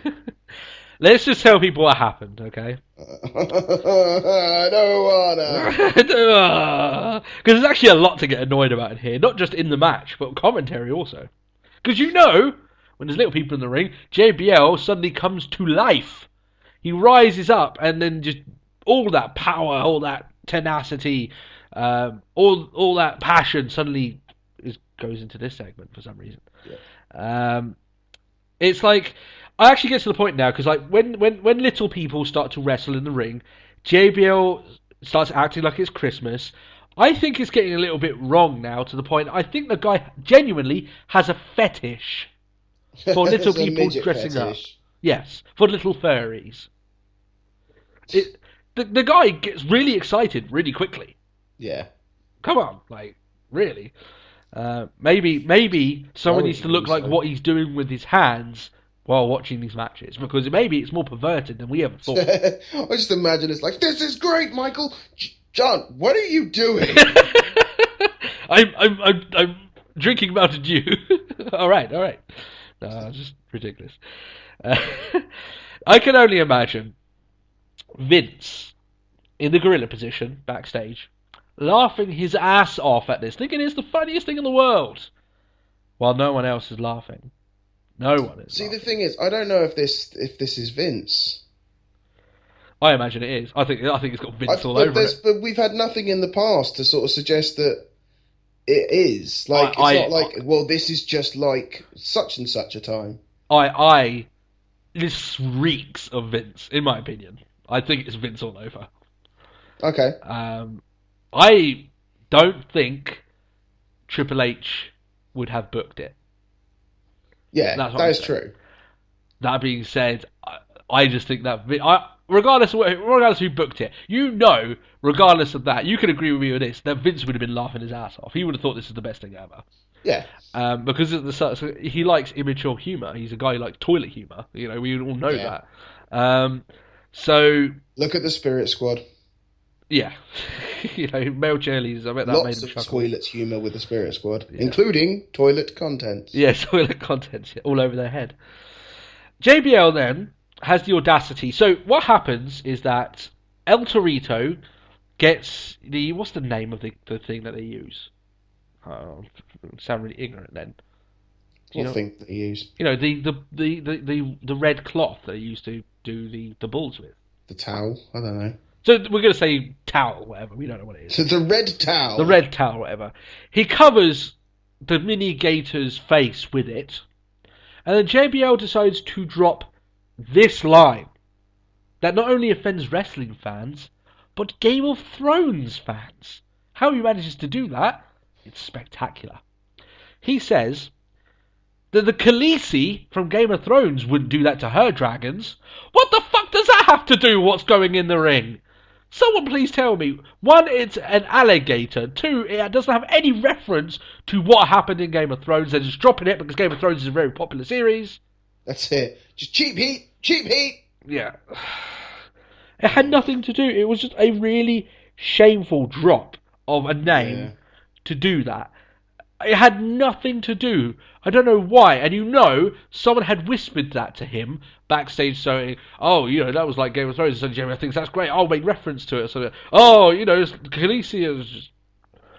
Like, I know he's made, like, Game of Thrones references in the past, but they've actually been okay. Like, this was unacceptable. Yeah, this is just absolutely... It had no reference. It had no point. Especially, the worst thing is, like, he's done, like, Game of Thrones references. Now, that's okay for the older generation, but it's just, like, it's a PG show. Half of your audience has never seen a Game of Thrones episode or should have never seen a Game of Thrones episode. Here's a further thing to blow your mind. Here's the uber irony in that statement. Game of Thrones, as we know, very much adheres to the fact that they don't like little people being used objectively. One of their main characters is Peter Dinklage, who is a little person, who is one of the main characters, and he conducts himself, more often, if you've seen anything after season 1, in a very honourable manner. He tries to help people. He very much dislikes. In fact, there's a scene in Game of Thrones where they dress up little people and make them act as if they're fighting against each other, which is exactly what they're doing here. So come on, guys. The irony in the statement that you're referencing Game of Thrones. Come on. A show that hates little people. That you can't even comprehend the levels of irony in this. Wow. That is... Whew. Yeah. El Torito, anyway, gets the win. You guys don't give a shit. I don't give a shit. I don't give a shit. Yeah. More and more of these segments that make me ashamed to be a wrestling fan. Yeah. What are you watching? Nothing. Yeah. I mean, that sort of thing. So, like, and I can only imagine, it's like, you always refer to, like, oh, if I was to ever show someone, like, this is what I watch sort of thing. I think that's the worst sort of thing, is, like, I'd hate to have someone walk in on that. Yeah. That would be really... I'd feel like someone had caught me masturbating. Yeah. I'd be embarrassed. I really would be. It's ironic as well that the commentary team will openly say in some segments, oh, this is awful, I don't know why anyone would watch this. They've said that before. Yeah. Look at the early days of NXT, right? But they will sit here on this show when shit stuff like this is put in front of them, and they'll clap like seals. Yeah. And bark and laugh their head off. I think it's the greatest thing in the world. Really, come on. It's like someone's tickling their buttholes. That's how they laugh it. Isn't this great? Just really fucking stupid. However, guys, that's the end of all the bullshit. We've got some really good stuff coming up. So, woohoo! In fact, directly after this... Salvation! Salvation, in the name of a box office star. So, Rusev and Lana come out. Blatantly obvious that the segment last week with Big Show gingerly pulling down the flag was now planned by WWE, for all intents and purposes. I wonder how the Russian people think about that, but still. It's all part of the storyline. It's not like WWE. It's not like WWE are averse to, like, damaging, like, a local flag. Yeah. Jericho invented that. Yeah, can we remember all the problems he got in Brazil because he desecrated the Brazilian flag? That's it. Anyway, they tell us anyway that it's Vladimir Putin's birthday, and there will be no match tonight with the Big Show. The Big Show has been suspended, apparently. Rusev instead, even though he's been suspended, and they've just said that, called the Big Show out. He was backstage. They did reference him being backstage, so it's not completely nonsensical. Yeah. He calls the Big Show out, and he gets a Big Show. He gets a Big Show, probably one of the biggest shows. That's it. Box office marquee shows. That's it. He gets number one. Yeah, he gets The Rock, essentially. Huge shock. If anyone doesn't know, he was actually in the area for, even though he referenced otherwise in his promo, but we've heard otherwise. He was in the area for a prior engagement that he had himself, so it was much easier for WWE to keep his appearance here under wraps. So, normally you'll hear people, we've spotted The Rock on this flight to wherever, we spotted him at the airport here. It happens all the time when these big stuff happening. Kevin Nash was appearing at the Royal Rumble. Everyone spotted him at the airport. All that news got leaked and stuff like that. But it was much easier for them to do it this time because he was already in the area. Because Rock had another purpose to be in this. To be in exactly. So no one thought otherwise. So he reminds us essentially very quickly how much of a mic maestro he can be. Yeah. The thing is, I had originally watched this on YouTube, and they actually cut some of it out. Yeah. So I'd actually watched it the first time round, and then I watched it the second time, and it's like, and all the extra added bits, I was giggling. Yeah. I laughed my arse off in this. I loved it. He was very good. He's on a different level to anyone on the current roster. He really is. Like, I don't think anyone could actually go on par. Like, I know we say, like, oh, Bray Wyatt's like the best promo guy at the moment, or like Dean Ambrose is amazing at cutting promos, or Paul Heyman. I don't think anyone could go toe to toe with a Rock with a mic. With what the Rock does on the mic is different to what they do. They are very good on the mic. I think Rock is exceptional on the mic. One of the best mic guys they've ever had in that company. But what he does in terms of getting a crowd riled up, ready for a show, ready for a promo, No one in the industry can match him. Fact. I'll just go Tyson Kidd on you there. Like, other people might do better promos than him sometimes. I'm under no illusions. But the way he delivers his promos, the way he does his catchphrases, the way he does things are very, very done. They're done for a reason, to get the crowd uplifted and into the promo. The fan interaction with this promo has been far off the charts of anything we've seen recently. So, yeah, in with terms the of millions, yeah, and millions. For me to want to do the catchphrases with him sitting in my chair, Yeah, tells you that's something. it. You know what I mean? Imagine anyone in that show when you've got like everyone around you shouting millions. You want to do it as well. I guarantee you. Yeah. So awesome stuff that he said. He does his usual hometown, stuff. I liked it. I even actually liked, like, I won't actually say it because that's like the last thing he says. But like the slating of Lana and of Rusev, and it's just like, You can say it here. I've got it down. You can say it here. He calls it's like the bottle of Smirnoff right up your Putin. Yeah, all stuff like that. Oh, he calls Lana a Soviet streetwalker, which trended. Yeah. And he said that's that like WWE were just like, we're going to be in trouble. Yeah. Rusev's breath smells like Chewbacca's hairy bags. So that's it. Yeah, he dances on the line of PG pretty hard, I'd say that. But for The Rock, they bend the rules to accommodate him. Why not? It's The Rock. He comes out with this stuff, and it was entertaining. It was really good. I thought Lana and Rusev did brilliant themselves. I have to say that at times you have to know how to walk into what The Rock is going to say, and they did that expertly. I think the one thing they actually did is, like, The Rock has a very long entrance. Yeah. Like, when he returns like this. Like, obviously, the crowd have got to go horse in the throat before he says anything. It's part of the ritual of summoning Rock. You make that sound like a Final Fantasy summon. Yeah. Yeah, go on. But even with that, even then, they were still just, like, watching, hating, and sort of, like, even, like, you see the small talking and all little things like that. Otherwise, rather than just, like, it's The Rock.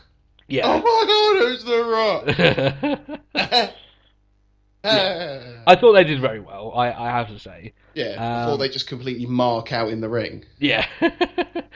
One thing I will say, right, look at this from Rusev's point of view. The guy's obviously a wrestling fan. He wouldn't be in wrestling if he wasn't, right? The Rock. You'd think at the time that he's in and the time that he's just getting up to his level, that he probably thought to himself, I'm never going to get the chance to work with Rock, ever, even in a small in-ring promo. WWE probably didn't even have a plan for what to do with Rock until maybe earlier on in the day. Can you imagine Rusev walking into work and they say, okay, Rusev, you're going to be involved in a 25-minute promo with The Rock. 25 minutes? Well, I don't know how long it was, but, roughly, it was at least 20 minutes, I can tell you that. It was a good length, yeah. Can you imagine the look on his face? He probably thought I was won the fucking jackpot. Like fucking kid in the candy shop. Just like... And Lana as well. Come on, like, I know that she doesn't operate the same as Rusev. I don't know if she's a huge wrestling fan, even though she is very good. Good on the mic when she gets given stuff that's outside. But she knows of wrestling. I mean, if, at the very least, even if she didn't know wrestling, she knows of The Rock. Yeah, come on, that must have been very exciting for them. And so anyway, at the end of the back and forth between these guys, Rusev and Rock do a little brawl in the ring. Obviously, Rock can't do that much because he's got prior engagements. We know this. I liked the to quote Putin. It's just like to quote the great Jay-Z. Yeah. So yeah, I thought that was a really good segment, and easily the most memorable part of Raw. Easily the most memorable part. By far. I thought it was very, very, really cool. Some people may come out and they might attack this segment, stating, "Oh, we've seen all stuff from The Rock before." Yes, you know what, I have, but that's it. I haven't seen it in a while. 100 times, and I love it even more. Yeah, like he does that so well, and he does drop similar jokes as John Cena does, but the delivery of how he does it, the way that he gets the crowd into that promo, John Cena can only wish that he can do the stuff that well that The Rock can. While Cena's good on the mic. Very few people nowadays have any sort of actual sort of crowd interaction with the way they deliver their promos. Yeah. Rock has a ton of it. That's what made him so good. You know, that the fans are waiting on his bated breath to hear what he has to say, even though they know what he's going to say. You know? Yeah, even though they know at one point it's like, I'm going to have to shout millions in 3, 2, millions. Yeah, exactly. You know, they need more fan interaction with their promos and stuff like that. Cena could benefit huge if he were to do more of it, but he just doesn't. You know. So yeah, awesome segment. And it's not as if Rock is going to be in lots of more episodes. In fact, the reason why he was put in this particular thing wasn't to build up this. He did, however, show up on SmackDown, and they are teasing a Triple H Rock match for Mania. So we'll see how that goes. Yeah. I haven't got a problem with Rock and Triple H at Mania. Really don't. That would be fine with me. So Paige and Alicia. My only problem, I think, just last thing before we carry on. Like, this is one of those prime moments where fuck you WWE. And not taking the rest of the world into account. What do you mean? Because it's just like Rock on Raw. What? Yeah, come on. That would have been a huge thing for us to watch as well. And that's the whole... We'll get into that later because that's our big topic of the week. That's it. But, man, spoilers, man. WWE are the worst for spoilers. I don't have to worry about my friends and family doing spoilers. It's WWE I have to be worried about, really. That's it. So... Paige and Alicia Fox against AJ Lee and Emma. That's right, I said Emma. She was on the show this week. I may be mistaken, but I think this is the first time in the ring that she's actually been in a match since her shoplifting incident. No. Really? Has she been in another one? I think she's had one since. One since. So, I may be wrong, but still, rare to see Emma appear on Raw. And this one, it kind of works, you know. Emma and Paige have rivaled before. Makes sense. However, Emma and Paige have rivaled before in a situation, in an opportunity where they could actually show what they're capable of. That's it. However, the lack of fan response for when Emma came out was very sad. Yeah, I was just like, oh. It was depressing because I get the feeling, and I don't want to say this, I get the feeling the situation will hover over her entire career. What, the shoplifting. The theft incident? Yeah. I don't think it was the shoplifting. I think it's just the fact that she's just not over. Like, I don't think people are buying into the bubbly and the dance and all things like that. The reason I say that, right, and while you're right, I still think that you're proving me right, and I'll explain why. Okay. The shoplifting incident stopped her in the middle of her push. So, yeah, more people would have got into her if she hadn't had spent that much time out of the ring. Now, whether WWE were going to give her that time is questionable. I agree. But come on, this many months out of the ring and barely making an appearance is not going to help her. I think that her chance at really getting over as that sort of character, unfortunately, may have been and gone. That's really sad. I don't want to say that. I'm a big fan of Emma, but she hasn't had a world-class match. Same as Paige, really. Hasn't had a world-class match since they came to the main roster. The difference with Paige is that she hasn't had any incidents that's made the company look weird or bad. Yeah. And it's ironic as well that I think that maybe if WWE hadn't done the whole hish-hash of firing her and reinstating her, then maybe things would be a bit better for her. But because of the fact that WWE have done that, it's basically every single time she goes out, it's admitting that they made a mistake, which Vince McMahon doesn't like to do. Yeah. So it's not good news for Emma. I just don't think that she's going to get anywhere, and that's real. I hate saying it. I really do. But like, do you think otherwise? Do you think she's got more of a chance? No. You're the same with me. Yeah. Guys, leave a comment. If there's one thing that you're going to leave a comment this week on, let us know your thoughts on Emma. Do you really think that she's ever going to get anywhere? Because unfortunately, I think no. That's really sad. I hate the fact that I'm saying that. I'm such a big fan of hers.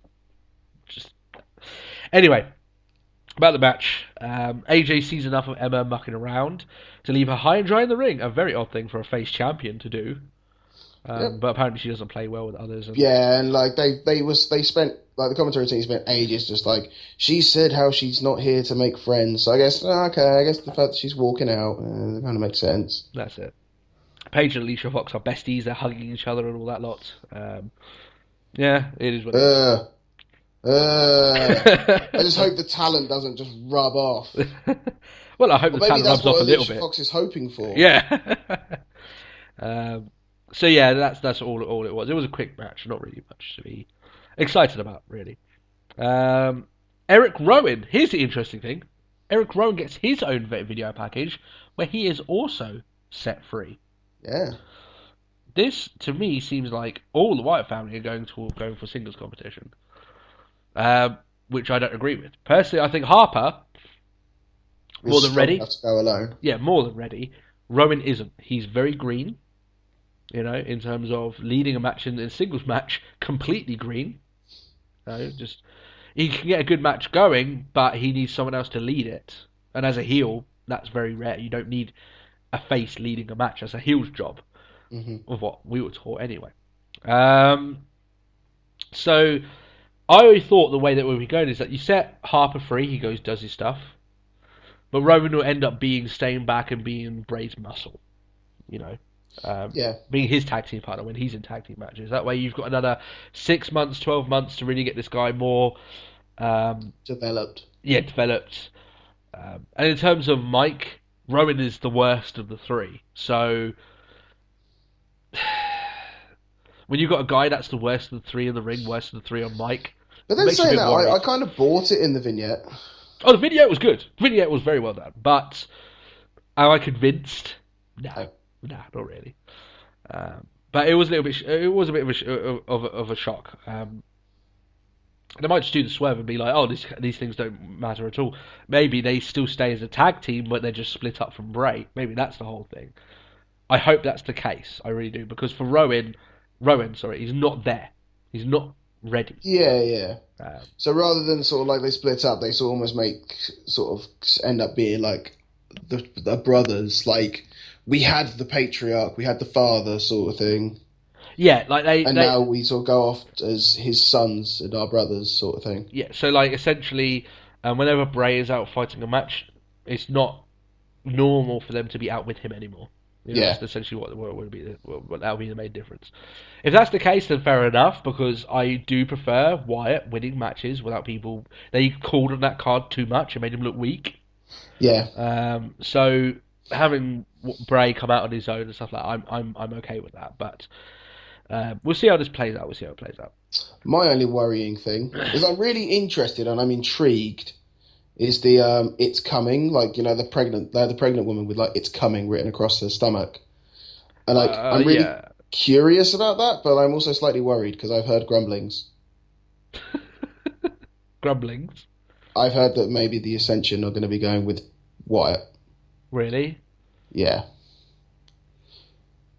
Don't like that. I don't like that either. No. That whole thought stinks. Yeah, I don't like that at all. That's two completely different. Like, that's a bit creepy evil with Wyatt, and then it's just straight up Destroyer of Worlds evil with the Ascension. Yeah, I think the Ascension are fine going up on their own. I really do. Yeah, but we'll see. When you said grumblings, I thought you were being ironic when you said you heard grumblings. I was like, well, we would do. It's a pregnant belly, so that's just what you get. As being a father of two, I know. So we move forward then to Miz against Sheamus. It is ironic here. As on commentary, they just talk more and more about, oh, the Miz isn't really that much of a movie star. And it's like, he starred in your movies. Come on, like someone has to remind them of that fact at some point. Really. A decent enough match. Sheamus falling here to the most dangerous move in wrestling history. You guys know what it is. That's it. It's the run-up pin. Even champions cannot stop. Irish champions cannot stop the most dangerous move in wrestling history. And yeah, as we said there much before, it is quite funny how often they will do this at times. It's just, okay, they'll just switch who's going for which mid-tier belt. It's just like, okay, you're going for this belt, you're going for this belt. And you know that's where they're going. I mean, technically, Miz now has a pinfall victory, a non-title pinfall victory over a champion. WWE often, at times, pick their logic, but I can see where they're going here. He's going to get a title shot because he beat the champion, and that'll probably be... And that'll be a match of Hell in a Cell. Yeah, that's where they're going. But the thing I liked... Nobody in the crowd gave a shit for anyone in the ring. Yeah. What they wanted was Sandow. Sandow was treated like a hero among the masses here. Like when Sheamus was on the ropes and like Sandow punched him, that was the biggest cheer. Yeah. And it's like, that's meant to be like a sneaky hit. The ref didn't see it. Nobody knows what's going on. Way! One of the biggest cheers of the night. He may as well just jumped into the crowd and rode off into the sunset, Sandow. That's probably as best it's gonna get. But yeah, I thought that was the most entertaining part of the match was Sandow, by a clear mile, I would say.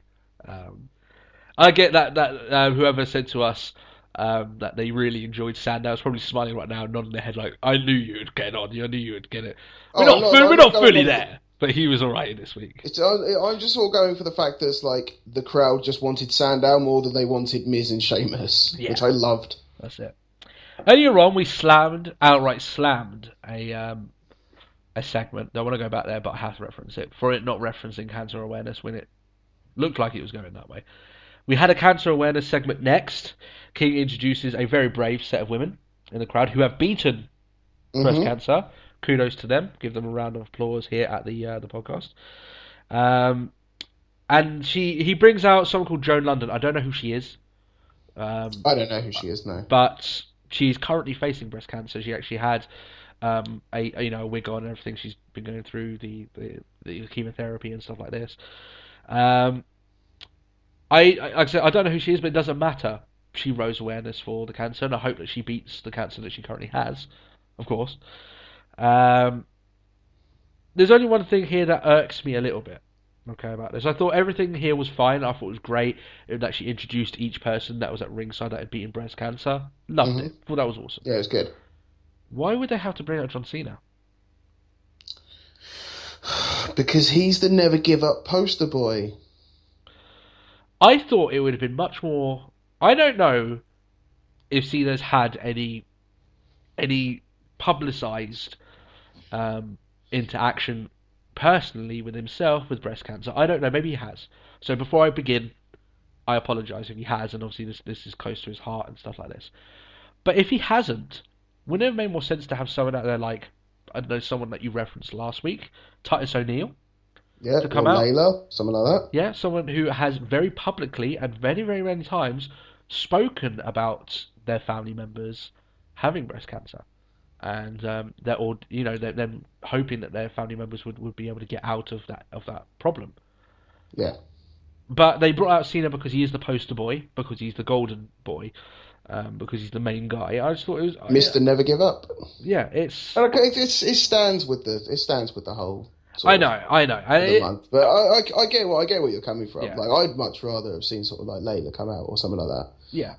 Who, like, throughout this entire thing have been like predominant when it comes to I feel for, I lost this and I lost her. Rather than Cena, like, even through the whole time, it's like you never see Cena just like, oh, my mum or my aunt or stuff like that. Yeah. Like, he hasn't come out and said anything along those lines. You think that maybe he would, but he hasn't said anything along those lines. Yeah. So, and we said there before that these segments will feel a lot more impactful and do a lot more for the... a lot more personal as well. More personal if it's someone that actually genuinely has... you can't get much more personal than someone that's actually battling breast cancer than the woman that was on the show. And I applaud her for that as well. But... yeah, just a little irks me a little bit. Obviously, they brought out Cena there because he is the golden boy.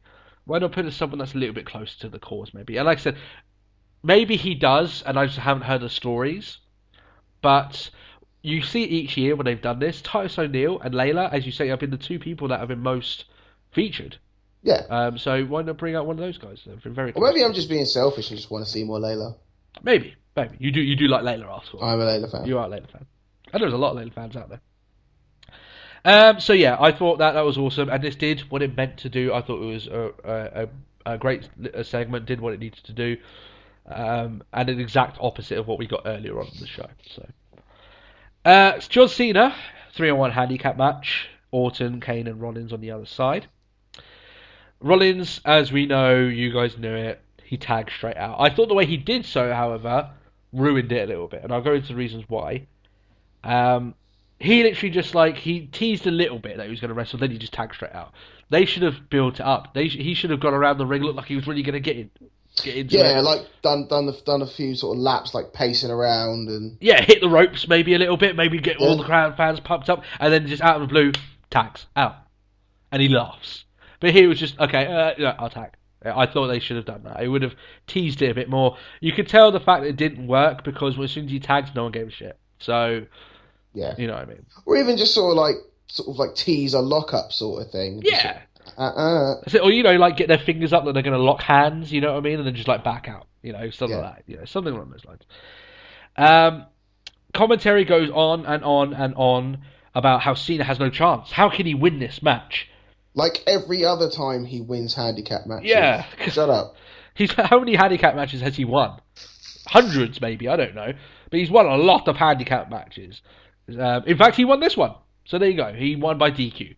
So the match wasn't very long. Basically, Cena's getting attacked, and eventually they just, beat him up. It literally just one big boot from Kane and it's DQ, and I thought it was a little bit of a soft DQ. How many times have we seen things go to hell in the end of a tag team match, and people are like, oh, it's fine. Right, doesn't matter. Yeah, it's all good. But as they start beating down Cena, Ambrose returns from Coney Island. With a hot dog cart. Hot dog cart. It's time to serve hot dogs and ass whippings, and guess what? He's all out of hot dogs. I had to make that reference because doesn't he remind you a bit of Rowdy? Come on. A little bit. Come on. So he squirts mustard and ketchup on Orton and Kane, like a little spaghetti western show. Like flicks back the jacket and you see him in the holsters sort of thing. I did like that. So at least once on this show, someone had a crimson mask. Yeah. It was Kane. Not as we usually, think of it, but still. As we're used to. Still crimson, so there we are. So... okay. Sorry. I'm just reading what I put here. Okay. So he and Cena dish out the damage. The brawl goes out to the outside. Ambrose fights Rollins a little bit. Yep. He takes out some, what is the word? Tongs, aren't they? And he clamps Rollins' testicles. Yes. That's right.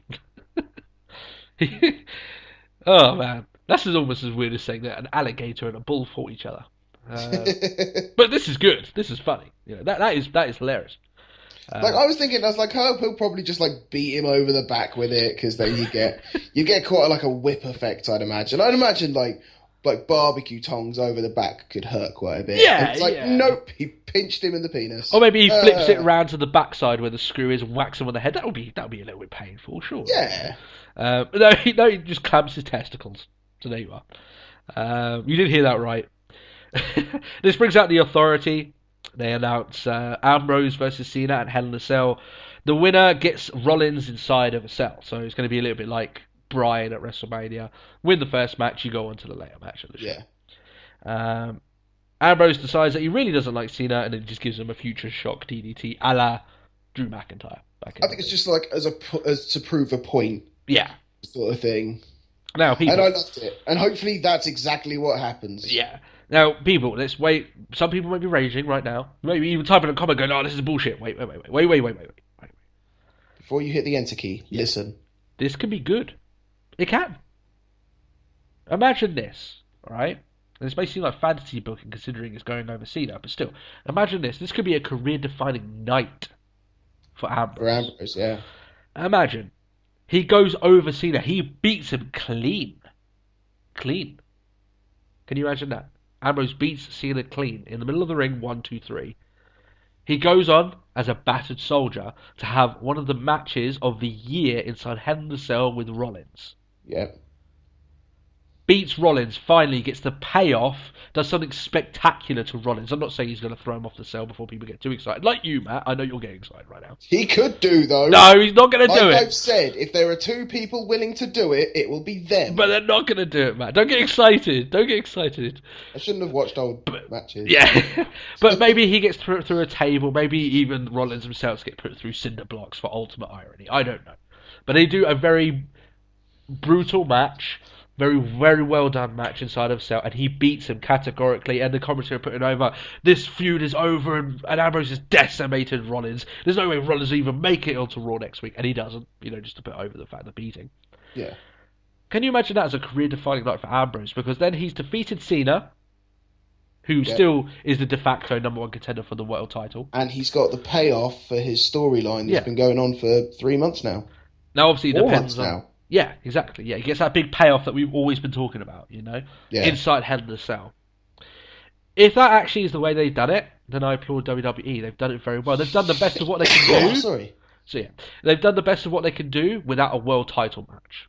Yeah. You know, they've given us the blood feud, and it adds to Ambrose winning the blood feud because he's beaten Cena, and beating Cena clean is no, you know, when you do that, that's no feat that no one forgets quick. The thing is, Cena's always gone on record to say, if you want to be the next big thing, you need to go through me. Yeah. And what if Ambrose does it? Then let Ambrose go through you. Now here's the horror. The horror that could happen. There's two very different sides of the coin. Ambrose could go on, have a brilliant match, win the match, stand on top of the cell, bloody battered but triumphant. Yeah? As the big ending to his rivalry, and then he moves on to bigger and better things, maybe. We don't know. Maybe he wrestles Brock Lesnar for the world title. We don't know. Alright? What if Cena wins? I don't want to think about it. Exactly. That's the flip side. And then can WWE help themselves? Because, let's face it, WWE don't want a main event without John Cena in it. You know? And the idea that he might get knocked off the show that early. I firmly believe that Ambrose will beat Cena. Now, that may be very controversial, but I do think he will. I'm in agreement. Yeah. But can I see WWE making Cena win? Of course I can. It's Cena. Yeah. Yeah. Come on. I think it's one of those situations. Like, whenever we make our predictions, there's always this is what I want, but this is what WWE think I want. Yeah. Now, I think there's more of a chance of Ambrose going over than we just wanting it. But yeah. I think WWE are smart. They will have listened to the crowd over the past couple of weeks. Yeah. And they will realise how a face versus face match where someone other than Cena goes over can do for someone's career. We're still looking at Daniel Bryan beating John Cena at SummerSlam last year as one hell of a standing point for his career. That's it. What this could be for Ambrose's career or could be just very the good. sheer payout of WrestleMania for Daniel Bryan. Exactly, yeah.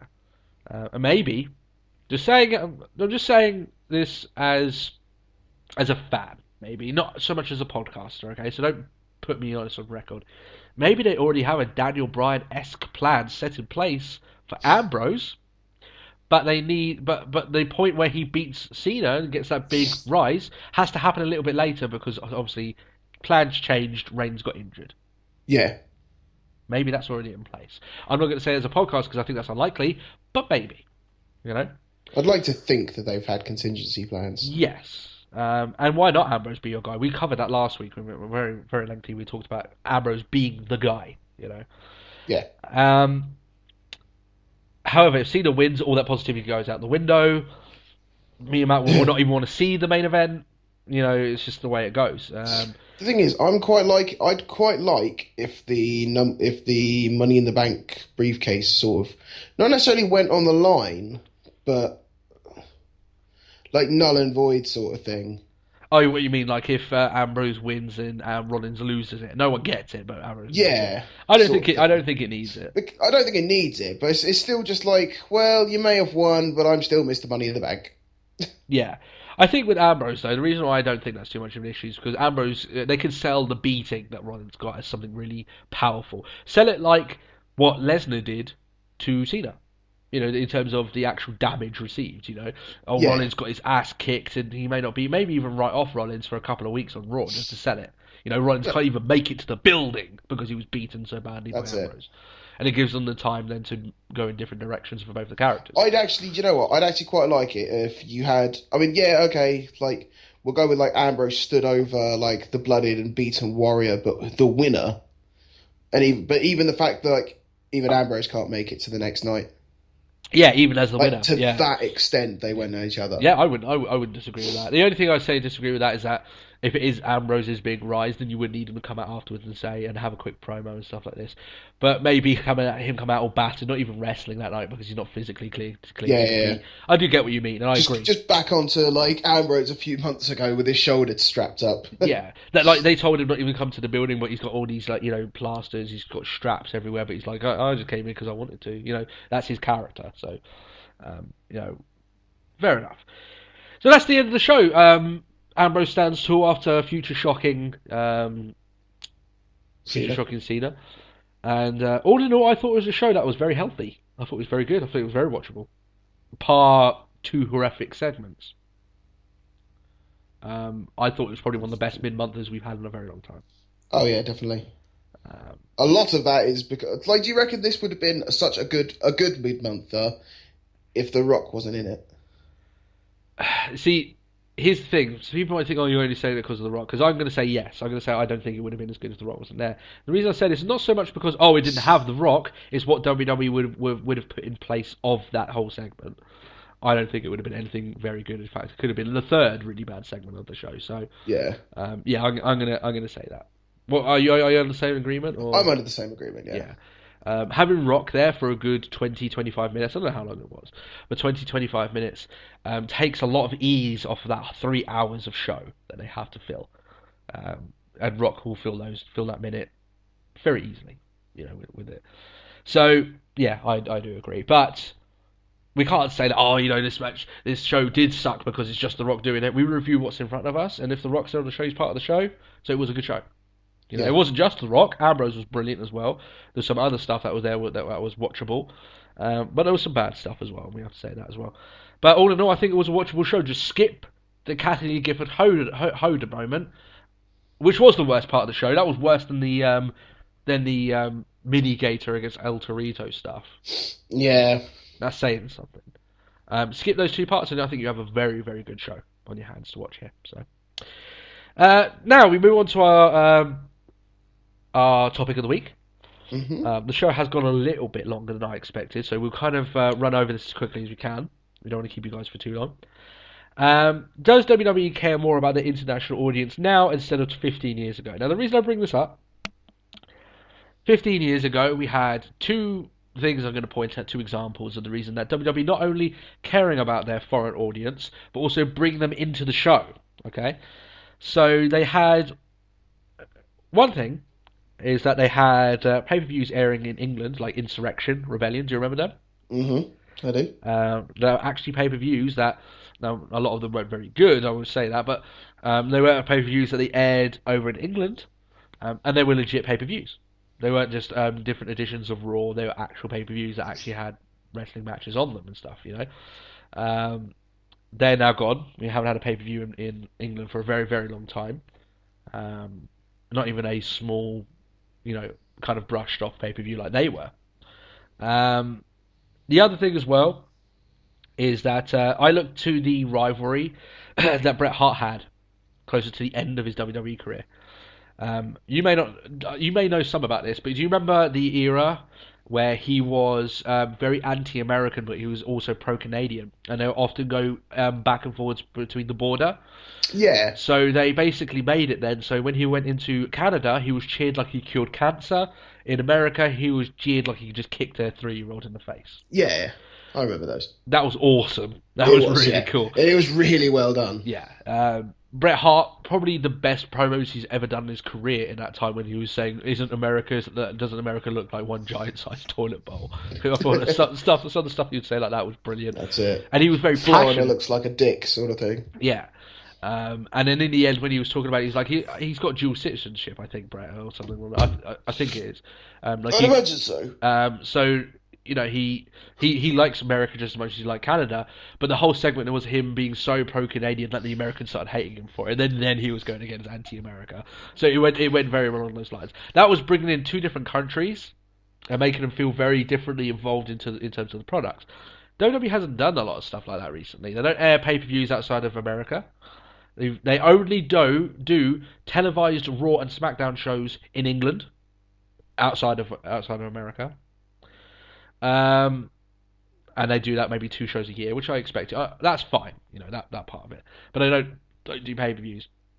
Yes, they do tours in other countries, but they don't air actual Raw in those countries. So we don't get a Raw from Australia. We don't get a Raw from India. We don't get a Raw from, from Russia. Maybe maybe they do an episode in Russia, and Rusev is billed as the ultimate hero. That'd be interesting for me to watch. The Russians cheer him like he's the biggest thing since sliced bread. These different fan reactions for these guys and incorporating the world aspect of WWE, I think can only do them good. And I think the reason why they haven't done more effort to incorporate the other countries into their show has damaged them somewhat in terms of the amount of money they can make. I pose this question to you, Matt. Mm-hmm. Do you think WWE is losing money because they aren't catering to their world audience? That's the big question here. Do you think they do enough to cater to you as a British fan? And we get catered to a lot more than a lot of other countries. We understand that before people in other countries, like Africa, the other continents speak up, or or other countries in Europe. We know we get catered to a lot more, even though with the network we got shunted, but we get catered to a lot more.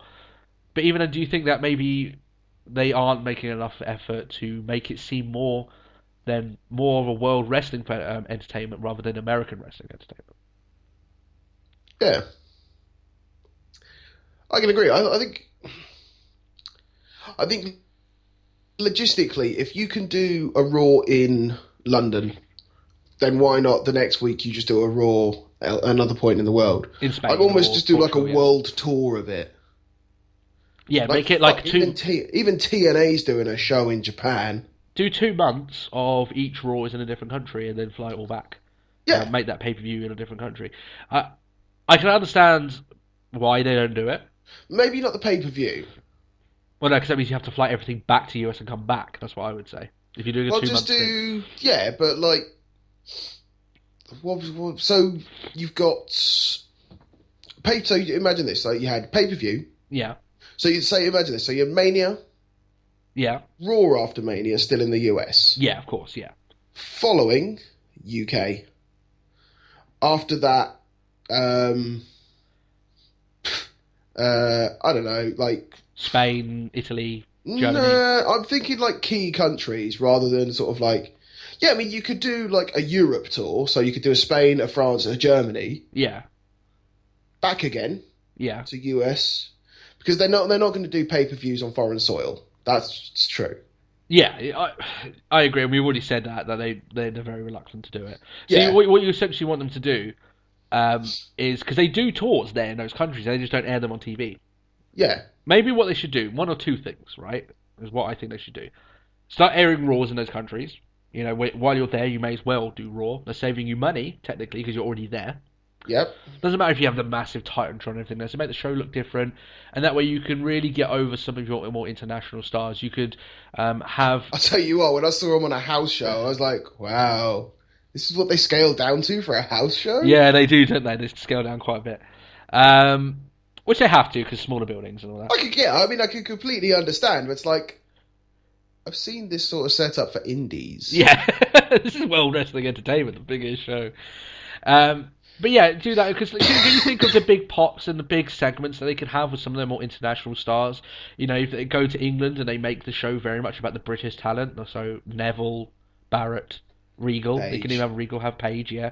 Have it very much. That way you've got the crowd instantly into it. And you don't have to have the same status quo each show, even it doesn't matter where it is. You go to Italy. Santino Marella, I think, is still on your books, but he's not a wrestler. Bring him out for a promo. Come out, yeah. Even though he's not Italian, but his character is, and I'm sure they resonate with that. That'd be fine. Stuff like that. Play to those home crowds. That way you're going to make. I promise you, the first Raw that they air in a country outside the UK, England, because they have done it in Scotland and Wales and all that. England and US. So let's say the first place they pick you is Germany, right? Yeah. I guarantee you those Germans will tear the house down for them. They will scream their hearts out because the first aired Raw. They will make signs that go all across the arena. You could air it in stadiums and people would go to them because they haven't had any WWE in that country for so long. I think the one thing you'd have to take into account, though, is I think the network has to go global before you do that. Yeah, well, because that way you then go like, oh well, we have 100,000 people in Germany who have the network. Yeah. Let's put a Raw there. Yeah, it's not let's go to Turkey and we'll put on a Raw there. 4 people have the network in Turkey. I get you. Turns up. The network itself is going to be a good consensus of where their global audience is. Yeah. I would argue, though, that it's going to be more than that. I think that people that may not even buy the network will still want to go to a Raw, one time of the year. If you went in the sort of there's like a rule of thumb, like for every one complaint, there's 10 people grumbling about it. Yeah. Sort of thing. Yeah, I get what you mean, yeah. Sort of like just go with that. So like one person has the network, but that doesn't mean. But that's one person has the network. What's to say that he doesn't watch it with his little brother? And that's Yeah. 2 people. That's it. Or maybe there's some guy out there that would love to go to a wrestling show, but he doesn't really want to buy the network, but he wants to go to a wrestling show and is happy to pay up the money for it. I imagine there is a lot of people like that. But no, I firmly agree with you, and I think they should do. I think they should do Raws in other countries. I really do. Make it rare. I'm not asking them to do I'm not asking them to become a really, truly World Wrestling Entertainment and they never go to America. I know why they do the majority of all their stuff in America, because it's cheaper and it is expensive to go to other countries. But just do like 1 month is a European tour. Yeah. Like 3 Raws. Like even if it's just 3 Raws. Like just UK, Germany and Italy. Just off the top of our heads. There may be better countries, but just off the top of our heads. To throw 3 of them out. Yeah. Couple of months back in the US. And then you come back out again. Then you do like Australasia. So you do an Australia show. Yeah. Like they've been in India. Like they've like done shows in India and they've like had great reactions. Or like places like that, you know. Do like an Australia, a China and a Japan. Yeah. I mean, I think what WWE needs to realise is that actually travelling across Europe isn't nearly as hard as what they think it would be. You're going through different countries, but a lot of it can be travelled there very quickly by car. That's it. And even then, there's a very good intricate train system in all of Europe. So it's a very good intricate train system, but it's just like, but then that's like saying, like, it's easier to do that than it is, we're going to be in New York this week. Yeah, I get what you mean. We're going to be in California the next. Yeah. Like the two almost like the polar opposites of the states. Yeah, that's essentially you going from Croatia to Portugal. You know what I mean? Like in terms of actual miles flown. I obviously don't know exactly if that's correct, but roughly, you're covering. You're actually flying over probably about 10 countries to get there. You know what I mean? In that sense, you know. So no, I completely agree with you, man. I really do. Because you're going to different countries, maybe you will have problems with people having visa issues and stuff like that. But I guarantee you that this is going to be a big attraction for the country. You know, I think they'll be all right. You know, it'll be good business. You know, for them. And like I said, I promise you, I absolutely 100% promise you. Like, this is all fantasy stuff. We know WWE aren't going to do it. Yeah. We just know that outright. They're not going to take any of this stuff on board. They're happy with the way it is. They're not going to change it, right? That's it. Let's look at it on the network as well, right? Because they have the network and they're like, okay, different time zones. Because we're airing this here, you know, it won't be live. You don't have to have a live show anymore. You're not in competition. That's it. Guarantee you that if you've got a live show and a tape show, majority of your fans aren't going to care, especially if a couple of hours are in the difference. That stuff gets spoiled anyway. You know, and I promise you that the majority of fans, even the internet fans, will not wait and watch all the reams of text come out on Raw to get the quickest spoilers first. News sites and stuff like that. That's it. But it's just like you'll have places like latest Raw results, and like for us, that's going to be, you know, by the time we get up 7 a.m. It's everywhere. Yeah. Like, we know exactly what happened on Raw. Like we'll have to wait a lot longer to get our Raw than the Americans would if they had to wait like 3 extra hours until they would normally get it. You know what I mean? Yeah. That's the way it goes. Hell, they could even air it earlier. I mean, it's on the network. You know what I mean? Like it's. I know. Very true. I know what. Like I said before, people think, oh, you know, WWE never going to do it. We understand that. You know, we completely understand that. We've said categorically. This is almost like if we ran the WWE sort of thinking. I would definitely make a lot more thought into that. I'm not asking for pay-per-views always to be done overseas. I'm not asking for that. I'm just asking that. I'm not even asking for more shows in England. I'm really not. In fact, I think the amount of shows, live Raws that they have in England is fine. I'm actually fine with that. They do 2 a year, don't they? Yeah, they do 2 a year, and they do SmackDowns as well. So, you know, fair enough. Yeah, because we get the WrestleMania Revenge Tour, and then they come around in sort of around November time. Yeah, and they do the shows there. But why not then, if you're in that area, go to other countries and start doing Raws there? I guarantee you, the first show that they do in a country that they haven't had a televised Raw before, it will be like a stadium. People will be chanting. People will be going mad. It's not as if they're going to be chanting in foreign languages because they watch Raw each week. Majority of people in England can speak. Majority of people in Europe can speak some semblance of English. It's not like they're going to be shouting out the French of John Cena and stuff like this. You know. They will shout out. They won't shout the French of hustle, loyalty, respect. They'll say hustle, loyalty, and respect because that's the vote. Exactly. You sell your merchandise there along these lines. I just think they're missing out on a lot of money. I think they could interact a lot with their international audience, and it does feel a little bit like to me that it is AWE. It's American Wrestling Entertainment, and occasionally they reference it. But obviously the world makes them seem like a world global brand. They can sell more merchandise everywhere. But to me, that's what they seem like because they never stray too far away. They barely go to Canada anymore. It's true. That's just up the road from them. They barely go to Mexico. Because Mexico. I understand why they don't often go to Mexico. Yeah. That's not because the Mexican companies would chase them out. No, it's not so much they would chase them out, but the fans just wouldn't take to them. No. Like the fans would be like, okay, we want to watch wrestling, and yet you're giving me two women smashing glasses over each other's asses. That's the sort of stuff that they would book, and the Mexican fans would be like, well, I'm going to go and watch AAA because that's better. That's it. It. Or at the very least, if you're going to do Raw in Mexico, at least give us the Lucha Dragons. Yeah, Lucha, yeah. But yeah, I mean, can you imagine some of the fan responses that you could get for some of their wrestlers? Hell, even if they did do a Raw in Russia, which is fantasy booking, they won't, especially with the stuff they're doing now. Can you imagine Rusev going into that one show as the biggest face of their company? Yeah.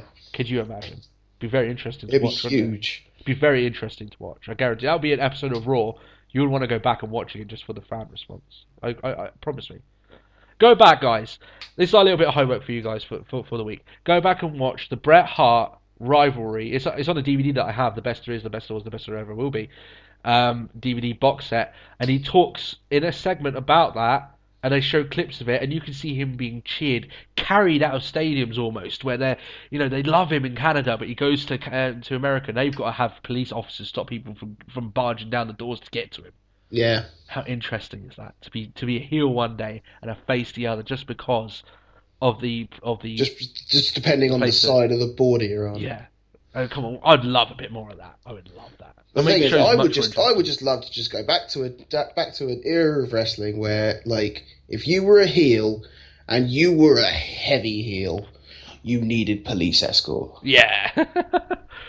You look like you needed to be locked up, after each match and stuff like that. Just to keep you safe. Yeah. So kayfabe. I miss kayfabe. Yeah. I remember back in the days of you hear some of the guys earlier on, even Hogan back in those days, like the old road stories, of them being heels and people would just be throwing food at them, telling them they're a disgrace to the country and stuff like that. Sergeant Slaughter thought he was going to be assassinated. That's it. You beat me to it. I was just like, what? Like Sergeant Slaughter? He genuinely thought that he was going to be assassinated. Like once he defected, became an Iraqi sympathizer. Yeah, you actually hear what he's talking about. He's not just saying, I always got assassinated. He genuinely thought he was going to be, for good reason. In fact, they actually had the police come to the arena and say, "Are you sure you want to do this? Because we can't promise someone's going to be in there with a rifle and shoot you in the head. We can't promise you that someone's not going to do that." And he did, that was now, obviously things are much safer back then, obviously we don't want that sort of stuff to be happening, but you know what I mean? That's how serious their characters were back then, but that's a different conversation for a different time. I think we've rambled up for longer enough. You said to me before that for my voice's sake we shouldn't go over 2 hours. We have gone over 2 hours. Easily. So, there you go, guys. We're back into the swing of things. Luckily my voice has not given out this time. Kathleen Giffen and Hoda, come on bro. You can't do anything to my voice. Jesus. We hope you guys did enjoy the show this week. We really do. And if you did, then thanks for all the support that you've given us. If you'd like to support us, share us up on social media. Follow us on @TalkWrestlePod. That's our Twitter handle. If you're new to the show, then why not subscribe? And that way you can be able to catch every episode on each weekend as we go forward. And some of the extra ones we do in and out all over the place. I'd like to personally applaud our fan base. We're almost reaching 120 subscribers. Madness, considering it seemed like the only other day we were just going mental that we hit 100. So awesome, guys! Thank you very much for supporting the show and joining along with us. And I will state again that I did say last week. Very soon, there's some big changes come to the podcast as we hit 50. You have new graphics, a lot of good stuff coming your way. So I know you guys will be very. I know you're excited for that, Matt. So. All the other stuff. Of course. For this week, however, we went pink for breast cancer awareness. We hope that you do something to raise awareness or even give money to charity. I do that quite often.